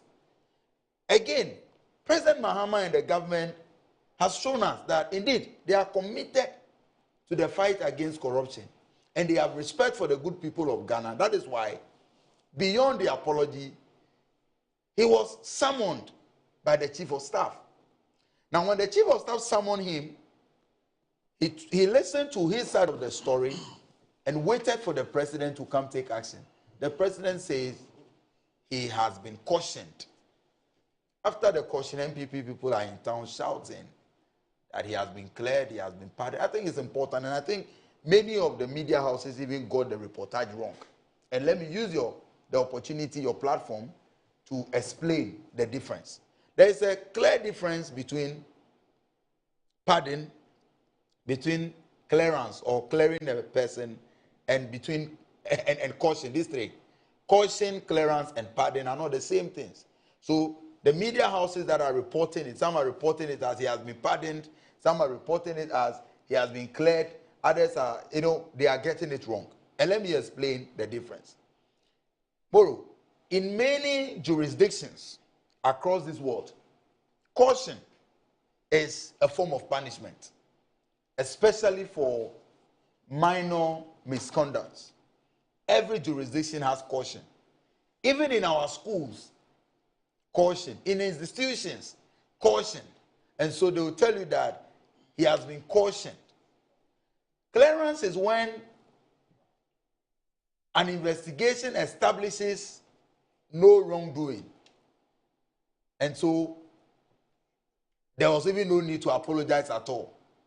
Then pardon means the president may have found him guilty, but he decides to exercise his discretion, to have mercy on him and say, I have pardoned you. And so we have differences. The gentleman has been cautioned. It means that President Mahama expects that his appointees will live to a higher standard. And I say this without any disrespect to the NPP, that the NPP is so depraved when it comes to these matters that they have no moral authority to even comment or be the ones leading the charge, demanding that Sammy Gyamfi should be sacked. Why have they lost that? They have lost it. Why have they lost that moral authority? They have lost moral it. Guts. Bro, if you have the time for 8 years, I can cite examples, okay, hundreds of examples of corrupt activities and brazen corruption that the NPP took no actions against. But they haven't said Sammy is corrupt. No, they haven't said Sammy is corrupt. Okay, so on what grounds are they asking him to be sacked? They're just saying that he's acted unethically. That's been their recent past argument. Yes. In recent past, we saw a president who earned for himself the infamous title of a clearing agent, to the extent that even when his appointees were caught on video collecting bribe, he pardoned them. And in this Sammy Gyamfi's case, he was given a gift. He was just, and it's not as though his work has any relationship with the recipient of the money, where you would say maybe he was giving the money to influence anything in his favor. In his private capacity, after a funeral. But she said she begged, she actually begged, and we all encounter these things. Yeah, she begged him. But in some ways, on a lighter note, some way, somehow, this has come to help us. So yesterday, I went somewhere, and when I was entering my car, after the program, some people were coming towards the car.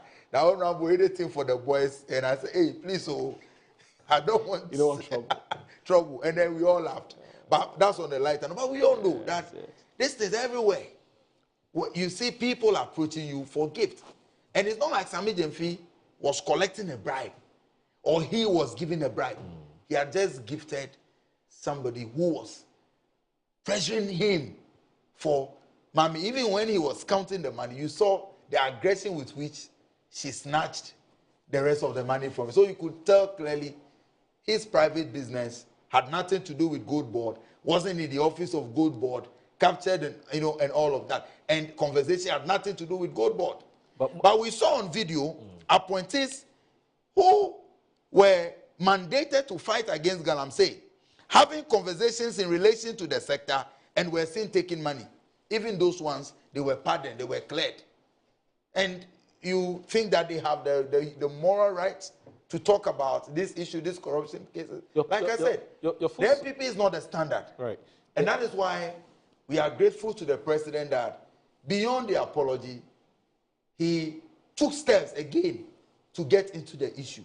And I believe it is a lesson for all of us. All right. MPs, all of us, public officials, and all appointees of the government. Sammy did nothing wrong, but he apologized because he respects the Ghanaian people. And he must be applauded for that. All these things were missing in the last 8 years of the NPP. Now, speaking about the difference between a pardon or clearance and then also a caution, you know, Kofi Asari, someone just sent something to me. Kofi Asari of EduWatch, he posted something on his page, in fact, on his wall yesterday, and somebody has just forwarded to me.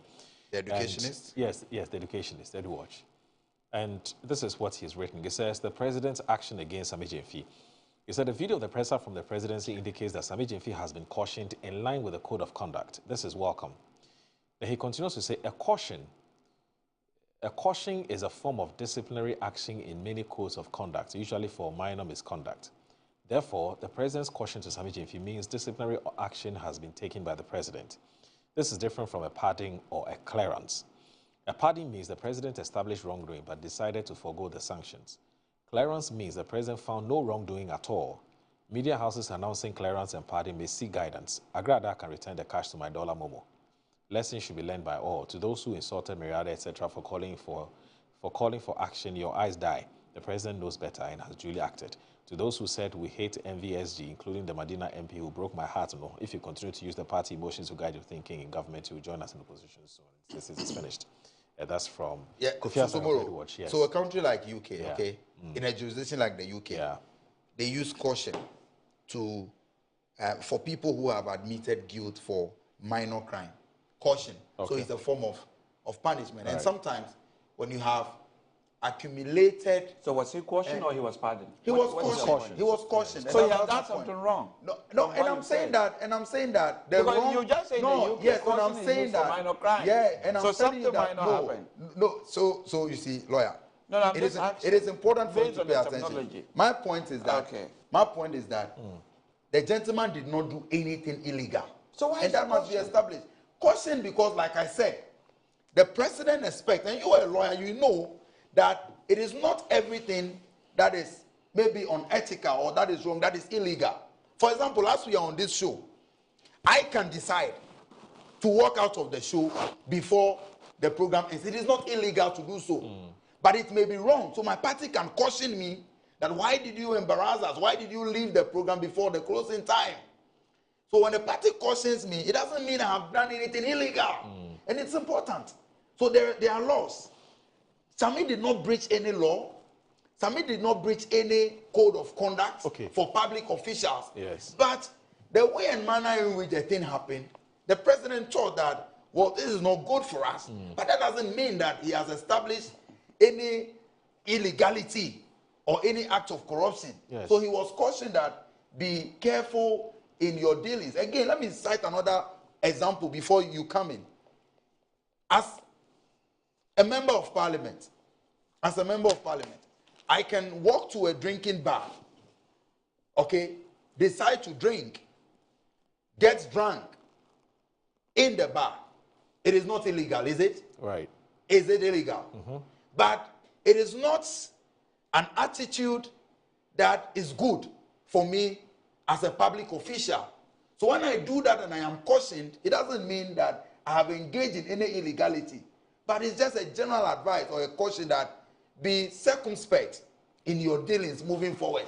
Okay. And so don't make it look as though because he was cautioned, he had engaged in any act of illegality. That I want us to establish clearly. Okay. So you are a lawyer. Tell us, which law did Sammy Gyamfi breach? Which code of conduct did he breach? Nothing. But because we respect the Ghanaian people, and because the Ghanaian people expect higher standards from us, and they have lost confidence in your depraved MPP when it comes to these issues, the Ghanaian people have been respected. And that is why the president cautioned him and urged all appointees to be circumspect in their dealings. So let's watch, and if the video is ready, please, can we watch the video of Felix's,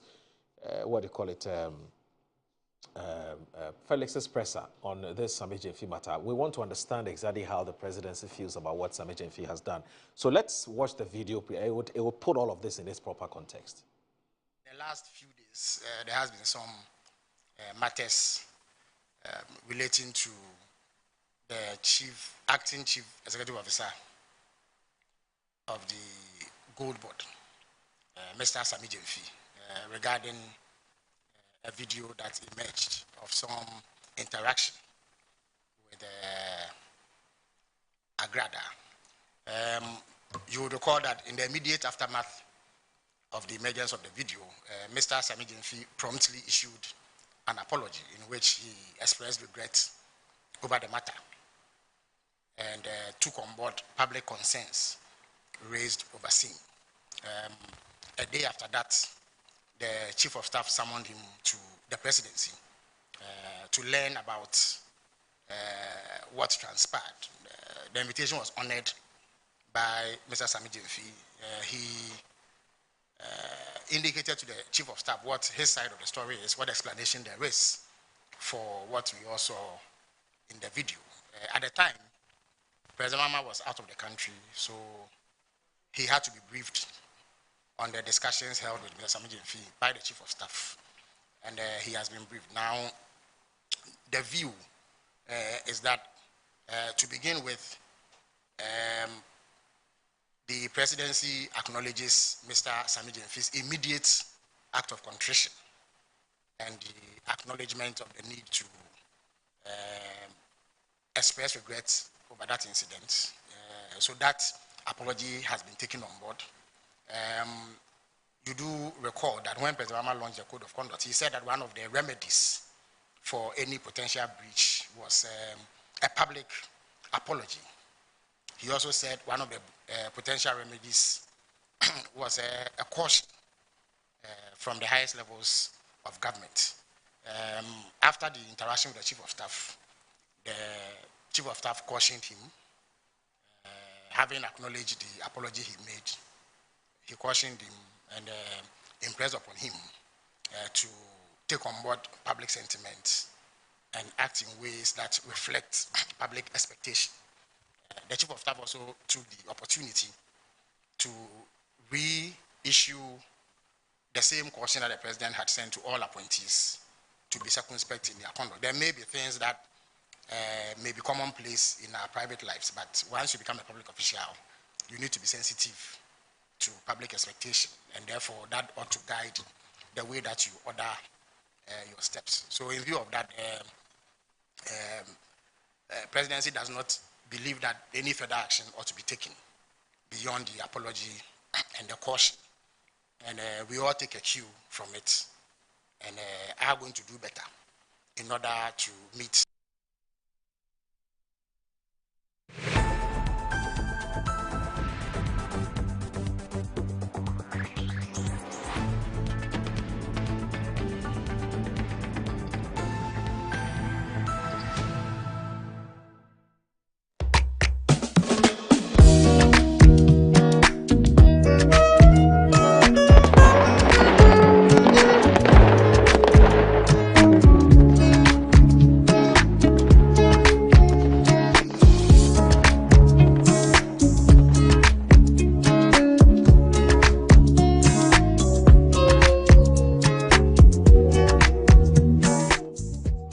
MGL Logistics and Supply is your trusted partner, providing seamless solutions for all your procurement needs.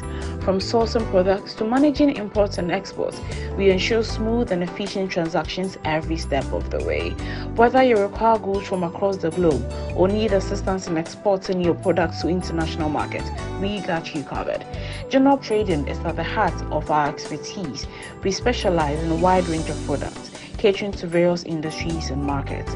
As a trusted dealership in building materials, we provide high-quality products that meet the demands of our construction projects. Additionally, we act as manufacturers' representatives, connecting producers with distributors. Our expertise in logistics is the backbone of our operations. We plan and execute transportation and delivery of goods, ensuring they reach their destination on time and in optimal condition. MGL Logistics and Supply, guaranteed satisfaction. Mommy.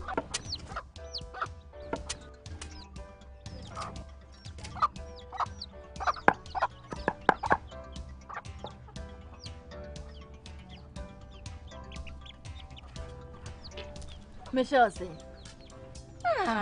fe.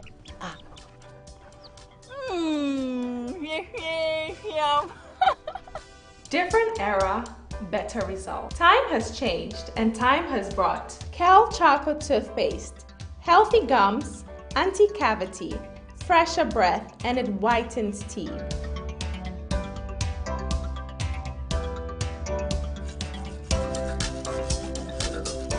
Kel Charcoal Toothpaste.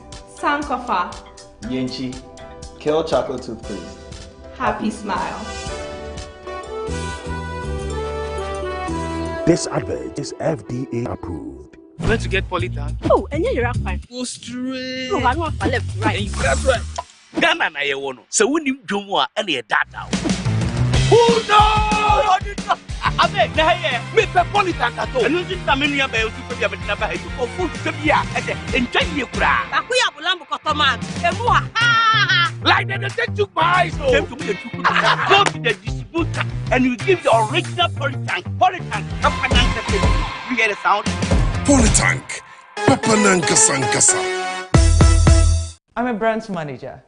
Of course, I accept only quality and affordable printed souvenirs for my promotional campaigns. I'm the head of academic affairs of a very important institution in Ghana. Of course, we only deal with quality, reliable printing companies for our institution's printing materials. I'm talking about appointed time printing. Appointed Time Printings. We take pride in our extensive print scope that transform your ideas into captivating visual masterpieces. We delve into the core objectives and vision of each print project. Precision printing is at the heart of our printing process as we meet your tight deadlines. Our rigorous inspection, color verification, and overall printing excellence are assured. 20 years of printing excellence. It's always a pleasure working with you to create a vibrant, dazzling printing experience that gives you a masterpiece. Appointed Time Printing, your world of quality and affordable printing.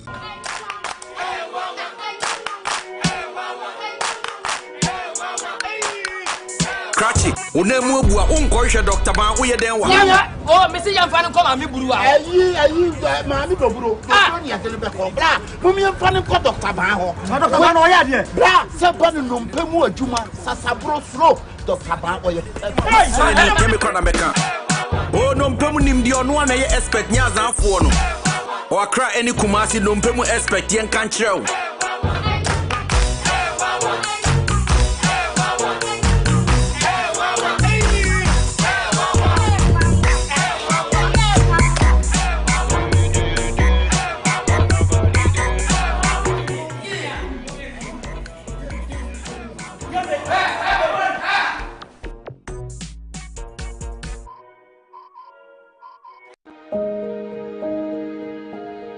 There was a time in Ghana when waste was everyone's problem and no one's responsibility. Do you remember when as children going to Bola was such a chore? When the guys who worked with waste are shunned in the community, we seem to have forgotten them days when waste management was not dignified. Then came a vision, bold, unshakable, one that believed sanitation was not just a service but a symbol of dignity. A revolution quietly began. A transformation from one Obuafo tricycle to thousands of waste collection vehicles. From open dump site to adding value to waste. From a job no one wanted to one that feeds thousands of homes. From dump site to dignity.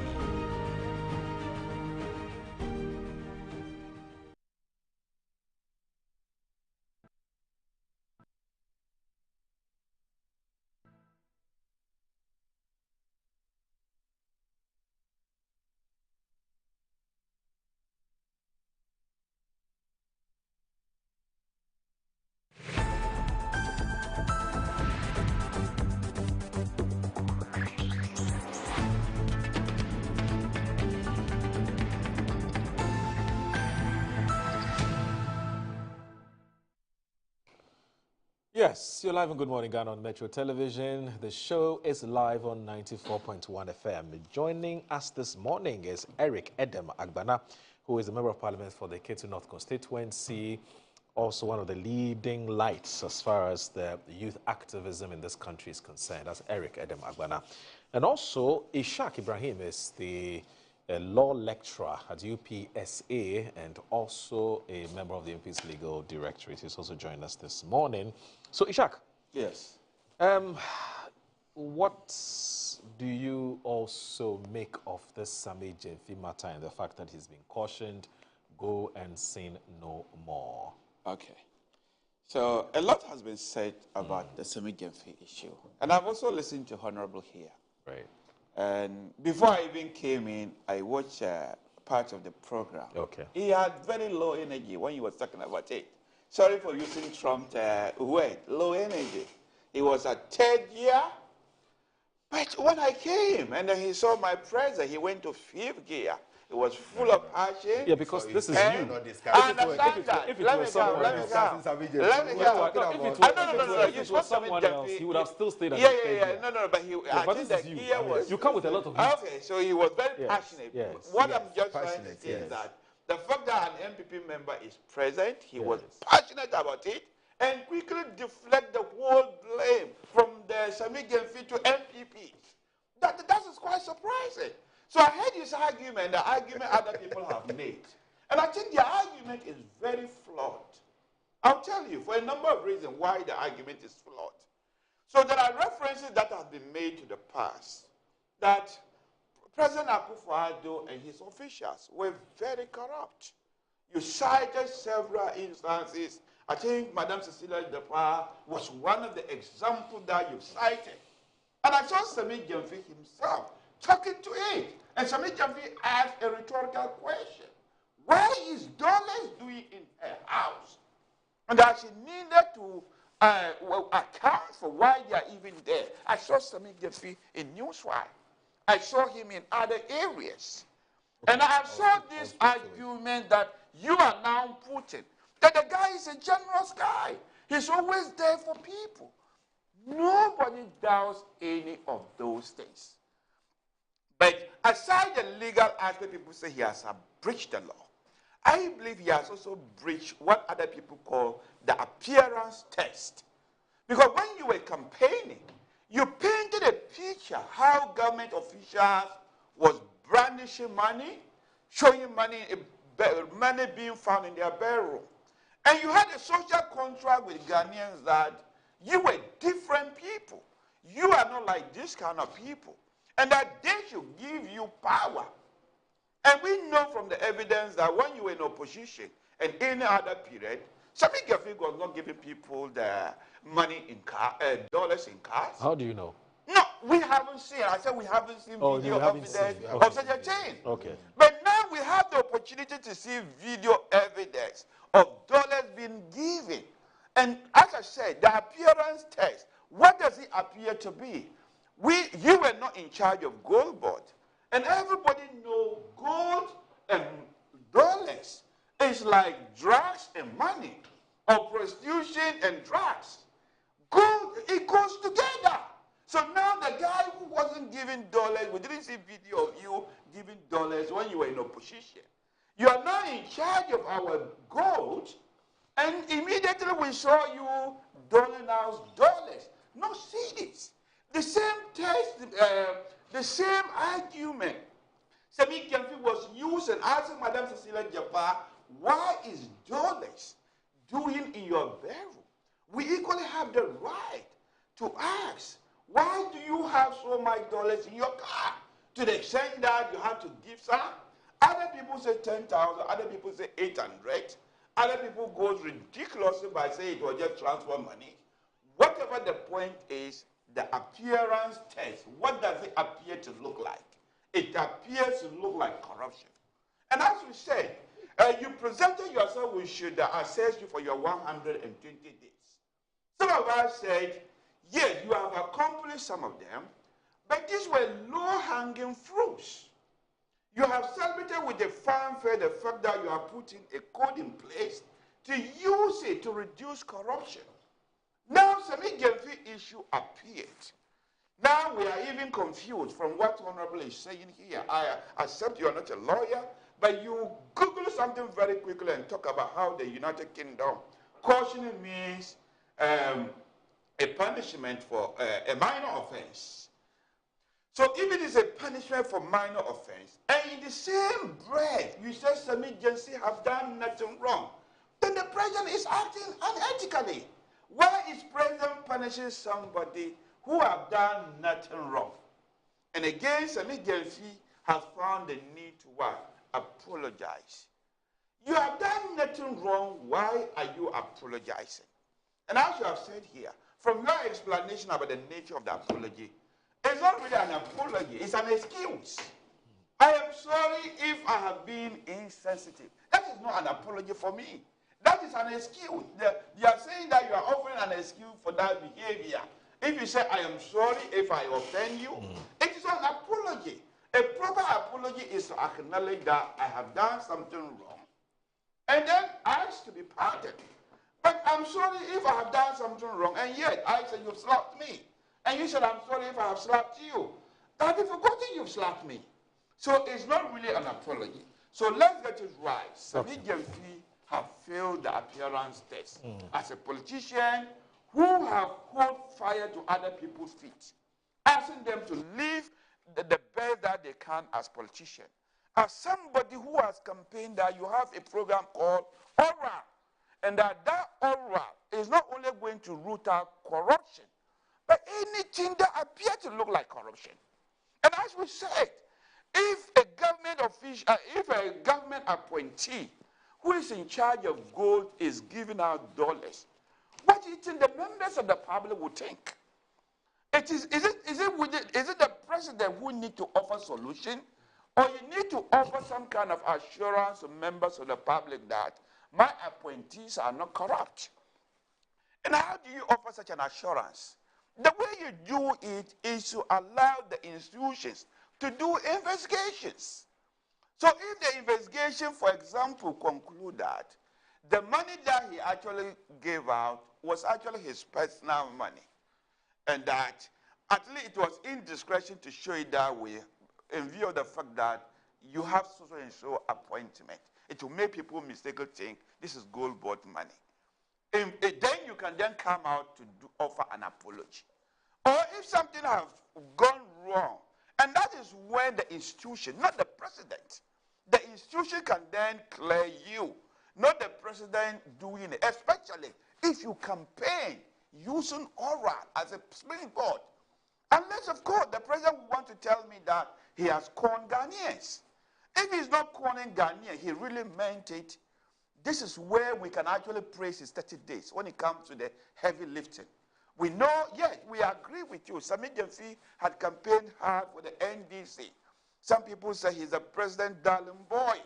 The courage to fight corruption is to deal with such matter when it affects your darling boys. Are you saying that if it was any other low-level appointee, he will not be fired by now? If it's somebody they have not recognized his contribution towards the president's victory, would he still be keeping that job? My gut feeling is no. And it is not a secret. I've listened to the MP for Bolga. Is it Bolga Central or Bolga North? The one that claimed he was capable of becoming a finance minister, but for some reason the president have dodged him. What's the name? Adongo made it very clear. He's a darling boy. I've listened to his interview with Joy News, where he made it clear that Sami have done nothing wrong. You cannot say Sami have done nothing wrong and find something wrong with dollars. Adongo said Sami has done nothing wrong? Yes, here. With all apologies to Honorable sound very confused because you said somebody have done nothing wrong and then say that he has been punished for doing something wrong. I am confused. Do you understand that the majority of NDC people are saying he has done nothing wrong? And then quickly also offer other explanation that he's generous, is this. But if somebody have done nothing wrong, and the president is issuing a caution, and by your own definition, what you pull out, caution is for minor offenses. Or even if they use pardon means you have already offended, but they are also pardoning whichever one you have used. Maybe clearing might have been better to say that that person has been cleared, meaning he has done nothing wrong. But you can't say he has done nothing wrong and then say he's cautioned. The two of them are mutually exclusive. I would argue that. So, as I said, I don't want to go to the legal aspect. But that's what you're supposed to do. No, I'm not here. They've not paid me retention fee. I'm not here as their lawyer. We are speaking a to lawyer can speak to the ethical aspect. It is because you know that some people have dealt with the legal aspect. You can't but as I said, the ethical aspect at least. What is illegal about what happened? If you have seen nothing wrong with it, can you see? No, just tell us what is illegal. No. Our viewers at least you have seen nothing legal wrong with it. So tell can you see the other problem? As we said, the appearance test. Somebody who campaigned on Aura. Appearance test? Yes. Somebody who is in charge of your vote Tied to which law? Oh, for God's sake. I think you are not following me. No, I'm following. If the appearance test is a political law, I have thrown the challenge. Somebody who have told the public that we are not corrupt. We are very, very clean. We will do things different. We are going, in fact, to use their word. And what is unclean? What is unclean about what? We are going for a reset. What is unclean about? And if you are going for a reset, and now that you have caught, you let the reset and then use the past as a standard. It tells me you con Ghanaians that you are nothing different from what we're complaining about. You have admitted that your past cannot be used as a standard. I say you. I just want to get it clear. I will rebut, but I just want to get it clear. Your words. So I'm saying that if you use the past as a standard, it means so that what is your point? Victory. You have victory. I mean, what is your point? What is your point about the past? Conning the people. What is the point about the past? You are nothing different from what you were complaining about. At the appearance test, you have failed it. And you've accused President Akufo-Addo that he was a clearing agent. Regardless of whatever name you give to what the president has done, the president has effectively cleared some agency, regardless of whatever level you put it. Of what wrongdoing? Either he's cleared, either the word is pardon, either the word is caution, you can move on. He has been given the green light to move forward. I am not advocating Sami should be fired. But at least I want a recognition and a consistency with clearer of mind that he has either done something wrong or not done something wrong. That picture is not coming from you. But Ishak, the reason why we played, reason why we played the video earlier, the Felix Ofosu-Kwakye's video, was to inform all of us what the feelings of the presidency was as far as this Sami Gyamfi matter is concerned. And you heard Felix Ofosu-Kwakye say very clearly that the presidency was of the view that what Sami Gyamfi had done was against public expectations. And that is why he's been told, he's been cautioned and told not to repeat same. I don't know what else you want to hear. What I want to do is, what I'm trying to say is that where democracy is really functioning well, and where somebody really believes, I want to fight corruption, it is not the presidency to make that decision. It is to ask the law enforcement officials, look into this and see whether any law has been breached. Especially when other people are arguing that laws have been breached. Others, like him, say there's no law breach. He will not even acknowledge at least it's even morally wrong. I can see the moral wrong aspect of it, especially a public officials keeping such money, especially when you use the same person who have made references to the past, asking another citizen, why do you have dollars in your house? House is even more private. I would have seen that the NDC would have acknowledged that house is even more public. But a car parked in a public place, it should even raise more eyebrows. Okay. So we want to point out the hypocrisy these people are living in. So it is not for President Mahama to clear them.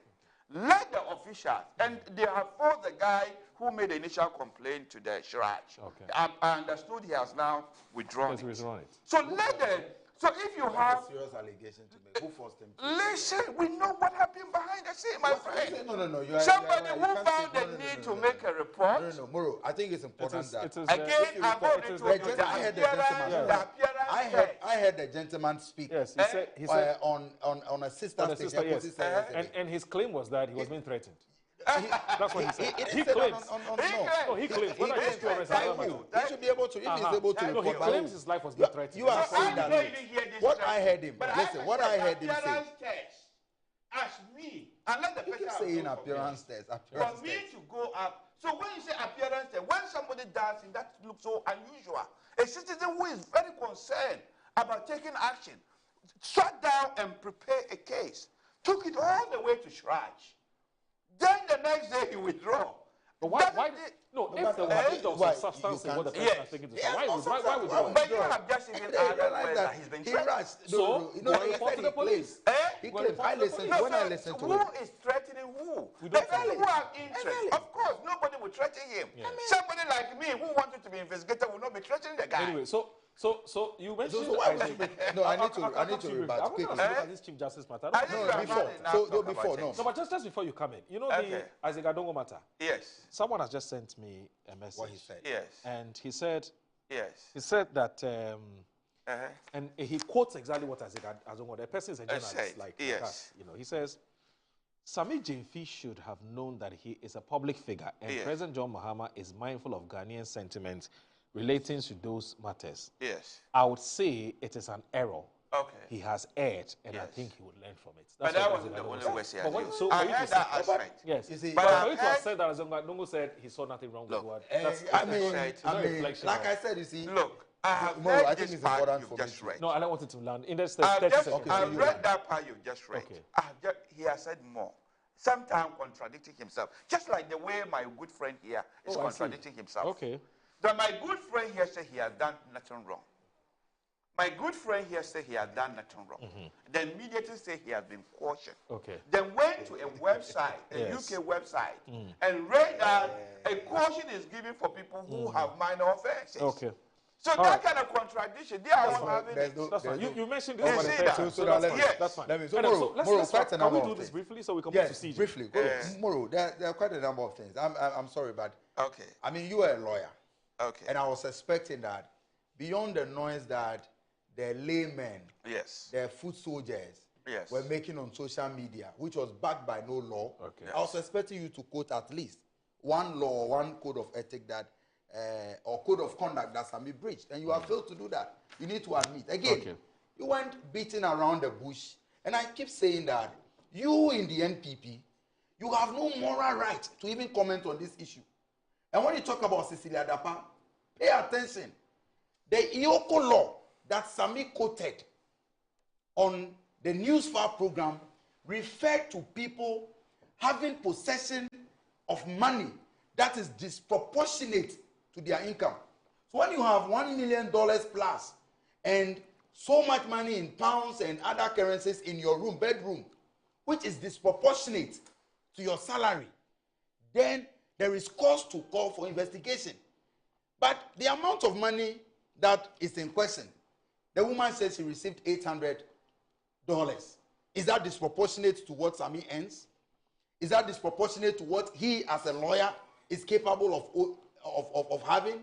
And so you cannot compare the two cases. Cecilia Dapa's case and the Sammy Gyamfi case are completely different. And anybody who's trying to put them on the same level, they sound so he's not from his salary, he has not been paid. Since he started, he has not been paid yet. And I'm asking you. Yeah, he has not been paid. Or he's taking Relax. What did I say? Moro, I said is disproportionate to his income. Why? Is salary the only income he's entitled to? Is it his salary? Is salary the only income? When the party was in opposition. And I'm saying that, is it disproportionate? You didn't say income, you said his salary. Oh, is it disproportionate to his income? Or even to his salary? You say he has not been paid. And who said he has not been paid? That's what we heard. No, you see, you listen to Nana. When you listen to Nanabi, nobody will take you serious. I'm telling you.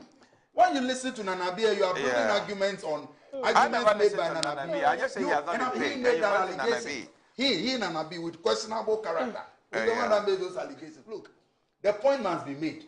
You have not been paid, it's not an allegation. No, I mean, those you listen to all the things that he said. You listen to Nanabi. You cannot come to this platform with Nanabi's arguments. The point must be made that Sammy Gyamfi did nothing illegal. But like I said, President Mahama and the NDC, Ghanaians expect us to act higher. And that is why I said that your party, the NPP, and your appointees, you have no moral right. You are not the standard. Honorable has exhausted this topic. You have no standard. Listen. You are not the standard. Yes. And you have no moral right to even comment on this issue. We are moving on because President Mahama has done what is right.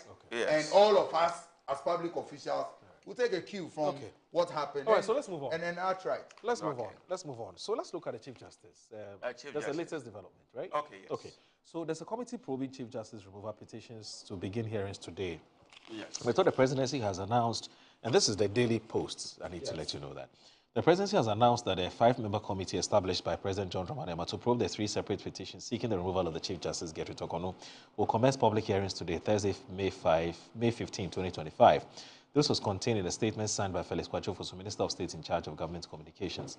The 5-member committee, chaired by Justice Gabriel Scott, Chairman of the Supreme Court, was set up by the President in accordance with Article 1466 of the 1992 Constitution in consultation with the Council of State, following a determination of a prima facie case against the Chief Justice.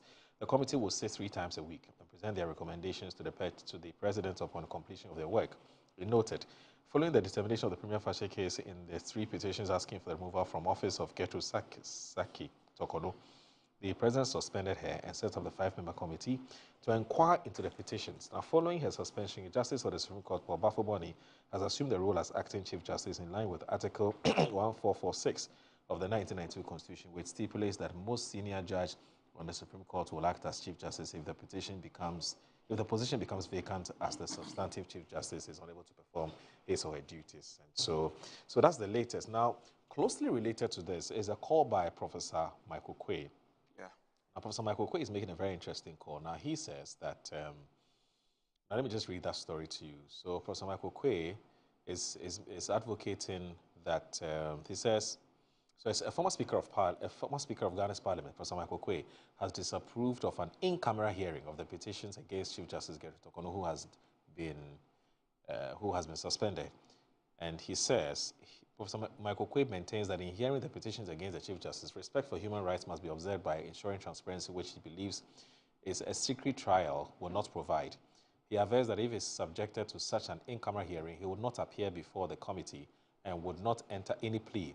Rather, he would prefer an open trial for the public to know of the issues and resign per the evidence against him. If it is going to be secret trial, I won't appear and I won't plea.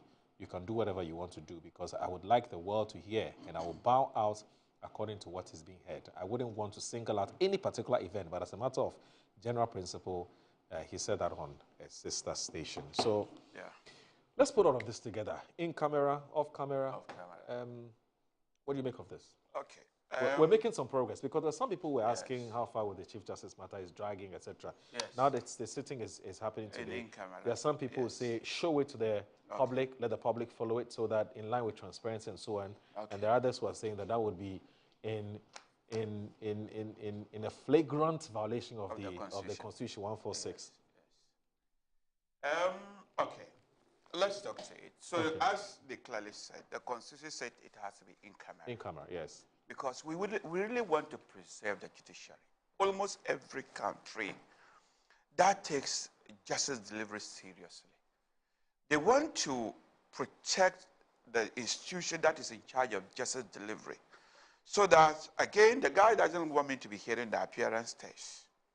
But it is one of the appearances that when you are walking inside the building, it gives you that feeling that if I am innocent, I am going to be exonerated. But if we talk down the judiciary, and one way to talk it down is to hold the hearing of the head of the judiciary in the open, for them to say certain things that we might not all be comfortable. That when you are even there, the person sitting on that chair, you don't even respect them because this is what I've heard, that is what I've heard. So I understood that. So the framers of the Constitution had that in mind. Nevertheless, if you are a Ghanaian and you are living in Ghana and you listen to the utterances of our colleagues on the other side, the NDC, you would agree with Professor McQuay that it needs to be open hearing. And they are not even hiding it. If you go to their Facebook pages, they say the removal of the Chief Justice is a done deal. And that the Electoral Commission is next. Yes, they said it openly. They said it openly. They don't hide it. Listen to them. Your chairman, for example, your NDP chairman, I said in Ketia, have did it. No. They have, I mean, he can never be. I said your chairman. You said Sorry, the NDC. Yes, I mean, who wants him to be our chairman anyway? I misspoke. Clearly, you know that. When I say you are chairman, I don't associate with MPP. So they have spoken about their distaste. Mustafa Gbande, I've heard him talk about the deceitful system, the Supreme Court, how they want to clean it up. So if you are somebody who in our society, you listen to what they have done, it's like they've already have preconceived idea. And if the leakages about the content of the petition is true, you would want it to be heard in public. Because these are frivolous excuses they have compiled together that they should have failed to satisfy the prima facie test in the first place. And if they have found their way to a committee being set up to look into it, I hope members of the committee are independent. They can look at the evidence. If they are truly independent and they can look at the evidence, I have no doubt that they will clear the lady. But if there is already a preconceived mind, of which we are already suspecting, because they say so. They say it's a done deal. Her removal is a done deal. They don't hide it. So if they are not hiding it and they say it's a done deal, if you are Professor Makwe, what would you say? But Asetu Nketia is not a member of the committee. He's not the chair of the committee. He is not. Mr. Magbande But is he's not a member of the committee. somebody who have the hearing. Listen, the Council of State is not an independent body. How? It's on news, I'm telling you. Really? Yeah, they told the line where the president so wants them to be. Doesn't have And an the way it even started. So for Akufu, you know her. The way it even started, Ajochum is very clear. Does she have an independent mind? Who? Sophia Akufu. Is she a member of the She's a member of the Council of State. You We- said the Council of State we is not heard she independent. voted against it. So But that it's means just a she's rumor. one of the strong ones. It's a rumor. Well, we don't know what happened there, but what we know is that the NDCs who are now holding, who the Ghanaians have now entrusted to, doesn't like the judiciary. Okay. They don't hide it. Okay. The Speaker of Parliament, for example, who is a member of the NDC, Okay. when he had the opportunity So you're to- right, confirmed. She abstained. Who? Sophia Akufu. That's what they say. Yes, she's a strong lady. Annie's just confirming to me. Yes, that's what they say. So the Speaker of Parliament, as I said, he's a known NDC. He had the opportunity to speak. And he said the Supreme Court was in bed with the president. Okay. When then Akufo-Addo was the president then. And he said they were sinning against the Constitution. They needed to repent. So if you have people who already have a preconceived mind about the outcome of the case, and they say it's a down deal, they are even wasting it. It's a matter of time. We'll remove it, But and we are Ishak, let me going ask to you the this. EC. Won't you be making a U-turn if Yes. in one breath Yes. you are accusing the president of breaching the 1992 Constitution? Yes. In fact, one of the reasons why Vincent Assefa went to court is because he believed that the president hadn't done something rightly. Okay. One of it is him not ferrying the petition to the Chief Justice in line with the Ajechum and all of that. Yes. But now you're saying that we shouldn't have a problem breaching or violating the same Constitution. No. I said, hold on. I actually said we should keep it. We should keep it. But I said I can understand where Professor Makwe is coming. Yes, but I'm saying that Yes. the Professor Michael Quay's... I didn't say you breach the Constitution. No, you don't get a point I'm Okay, making. I'm saying okay. that you support Michael Quay's view. No, You don't? not that I support. I understand. Oh, you understand where it's coming from. Okay, so but you're not for or I against said it. the framers had in mind because we don't want to talk down the judiciary. Okay. We I don't was want under the impression dirty that you laundry. agree. No. with Professor Michael Quay. I said that is what the law is. Okay, And I that's can understand why the framers said everything must be done behind the scenes. Keep it confidential. But I can equally understand Professor Makwe because we have people who will not follow the constitutional provisions. Whether she has done something wrong or not, they want to remove her. Do you honestly, a plan has already been conceived. Do you honestly think that if Justice Tokono has done nothing wrong, Yes. one forces can take her out? If she's super clean, she's done nothing wrong. You think one forces can take her out? Listen, the executive has if the executive wants it, and they don't hide it, some of them tell us, whatever the executive wants, they will get it. Yes. And look, and let me tell you one point. What they are acting is very dangerous for our country. It's a reason why the Constitution is sort of judicial independence. Now the NDCs have the executives. They have the legislature.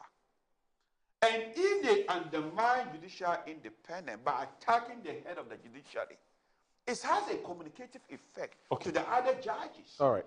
That you have to toe our line. Okay. Otherwise, you will suffer similar fate as the Chief Justice. All right. For me, what has been leaked so far, if they are true, I think if the committee is impartial, should be cleared. All right. But I hear them say Adam, it should be removed. We have just 3 minutes. Can you manage this? I'm clapping for him. Yes. With just 3 minutes. Yes, I'm using my time. Okay. So clap for him. Oh, you're going to use the whole 3 minutes to clap for him.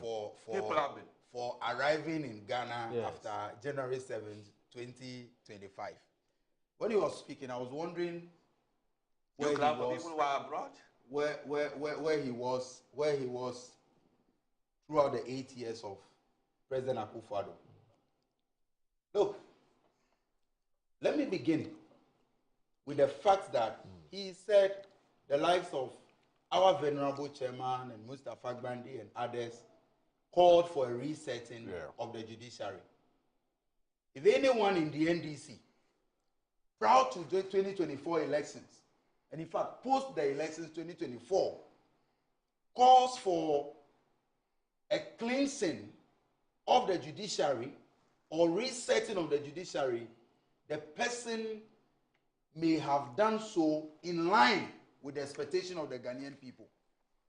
In 2024, an Afrobarometer report indicated that 8 out of 10 Ghanaians had zero confidence in the judiciary. Your judiciary was so tainted with partisanship. Did you hear that? I'm talking about judiciary under your tenure, because that's you want us to make reference to jurisdictions. The judiciary within the 8 years of President Akufo-Addo was tainted with so much partisanship, such that even your own national security minister on a platform openly admitted that the way, the predictability of their rulings was a threat to national security. Why? Is Kandapa NDC? Was he speaking for the NDC? So you see, if you want us to go into things that happen in the judiciary under President Akufo-Addo and what is happening now, please, we can, 24 hours is not enough. But the question is, again, which law has President Mahama breached in the processes so far? Which law? You've held a number of press conferences, and the NPP has become National Press Conferences Party. Every day. Every day. Which article, which law, which provision has President Mahama breached? 296. That what? One, talk about bias. Making decisions based on bias. Which decision was made? You are making this made up. 146. You want to remove so it. now you can read. You can read the mind of the president, that his mind is made up. He saw the case. I said things. If the president's mind was made up, he could have paid. Which of the processes is not he in line with told the them that you need to pursue careers which in the bench. of the process? So that I can put you Look, there. please, Moro, I don't know why the NPP is so, anxious about this issue of the Chief Justice. They are not able to tell us which law President Mahama has breached. But the point is that today they are talking about due process. And some are even calling that women should rise up and fight. Charlotte Osei, was she a transgender? Sorry to say. Okay. Was she not a woman? So are you giving us new information about her? Was she not? Are you telling us something we don't know? Sam Akukeli says a message. So the point is that today, President Mahama is following due process. Okay. Let's go. The Constitution says that the hearing must be in camera. Yes. When they are done, whatever outcome that the committee brings out, the president will act with it. All right. Why are you afraid? Why are you creating a president? Our time is up. So let me bring in our viewers. Just 3 messages. Just 3 messages. Now, Sam Akukeli from East Legon Hill says, "Good morning, Moro. I think it's important for the Ishak to appreciate that we don't apologize only when we're wrong or we wrong the law. One can even render an apology just to maintain good friendship and relationship. No matter how the MPP would like to twist the issue, is nothing to be compared with what happened under the regime. And this he should appreciate. He should appreciate by his submission. Lawyer Shaki and his colleagues should, as much as possible, avoid majoring on the minors and get more serious with Ghanaians, some from East Legon Hills." Now, Abdul Razak says that Ishak is making fetish of the dollar. What crime has Sami committed? That's from Abdul Razak. Now, Makujo Boafo, he is a regular viewer of the show. He watches us all the way from the States. Good morning, Moro. I have a little issue with a caution by the Chief of Staff instead of the Minister of Finance, since Mr. Sami Gyamfi works directly under Honorable Ato Forson. I see it as weakening the ability of Ato Forson to lead and his lack of leadership for his team.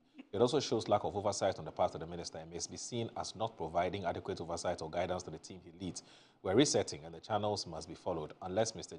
Gyamfi reports direct to the presidency. Thanks. I have a bit of a disagreement with that, but that's not really. I don't have to. We get it. Musa Batwani, good morning, Mr. Moro. How Edem Agbana is right. Honorable Edem Agbana is right. However, the petitioner has withdrawn his petition because he has no merits, but the NPP are still in a wild goose chase. The president has cautioned the young man after his public apology because he has not committed any crime or breached any provision. Now, Ebo Bakman says, Moro, any attempt by the MP to draw a parallel between Sami Jenfi's situation and that of Stella Paya would only end up making Sami look like an angel. The two situations are simply incomparable. The MPP's effort to score political points from this is nothing more than a storm in a teacup. It's unfortunate in telling that the MPP is failing even while in opposition. More, the summary of the entire issue regarding the removal of the Chief Justice is simple. The law is a law, nothing more, nothing less. No amount of noise making or demonstration by the MPP can change the law. Let them know that the law is the law. And Hardy from Pig Farm says that, good morning, brother. What more authority does the MP have to address the issue? A group that engaged in the worst form of lawlessness and unethical behavior while in office never showed any remorse, but instead defending every instance of misconduct by its members, has the audacity to speak on this matter. This is complete nonsense. Let those with clear conscience and a commitment to ethical conduct address the issue, not elements within the MPP.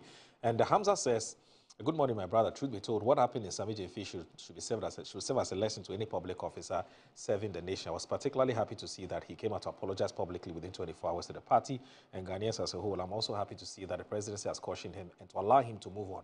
But my brother, it should be stated clear that Sami Jenfi never went against the code of conduct of the president. So let's get that clear.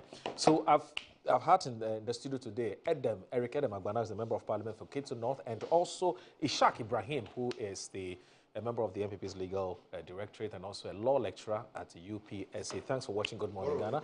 My name is Audu Moro. Yes, have a good day. Bye-bye.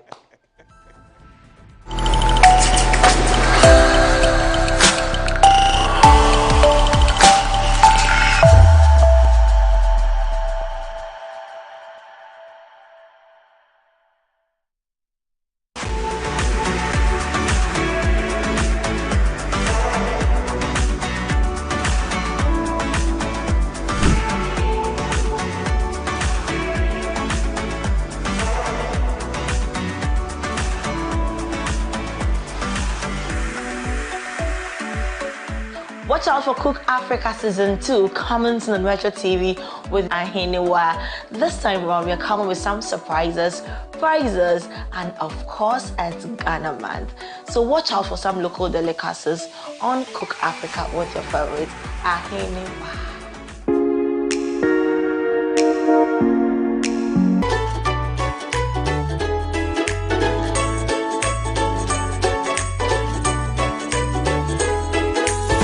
What premium shall we place on our health? Is it to wait and get hit with a condition? Or on a daily basis, how do we check the body before health slips away? Living Well is the lifestyle series that will help you get tips to some health issues. My name is Ethel Poplampo. Join me every Saturday at 10 a.m. on Metro TV for the Living Well show.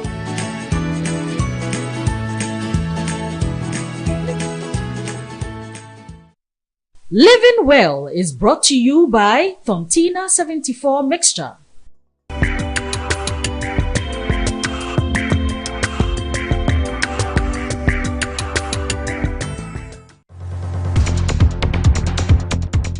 More than 80% of global trade is carried by sea. Most of the products we consume daily travel through ports, making them a key link in the global supply chain. The Ghana Ports and Harbours Authority is committed to ensuring the enhancement, resilience and sustainability of port infrastructure and maritime trade. Get to know which vessel is bringing your goods, how much duty you are required to pay, and how quickly you can clear your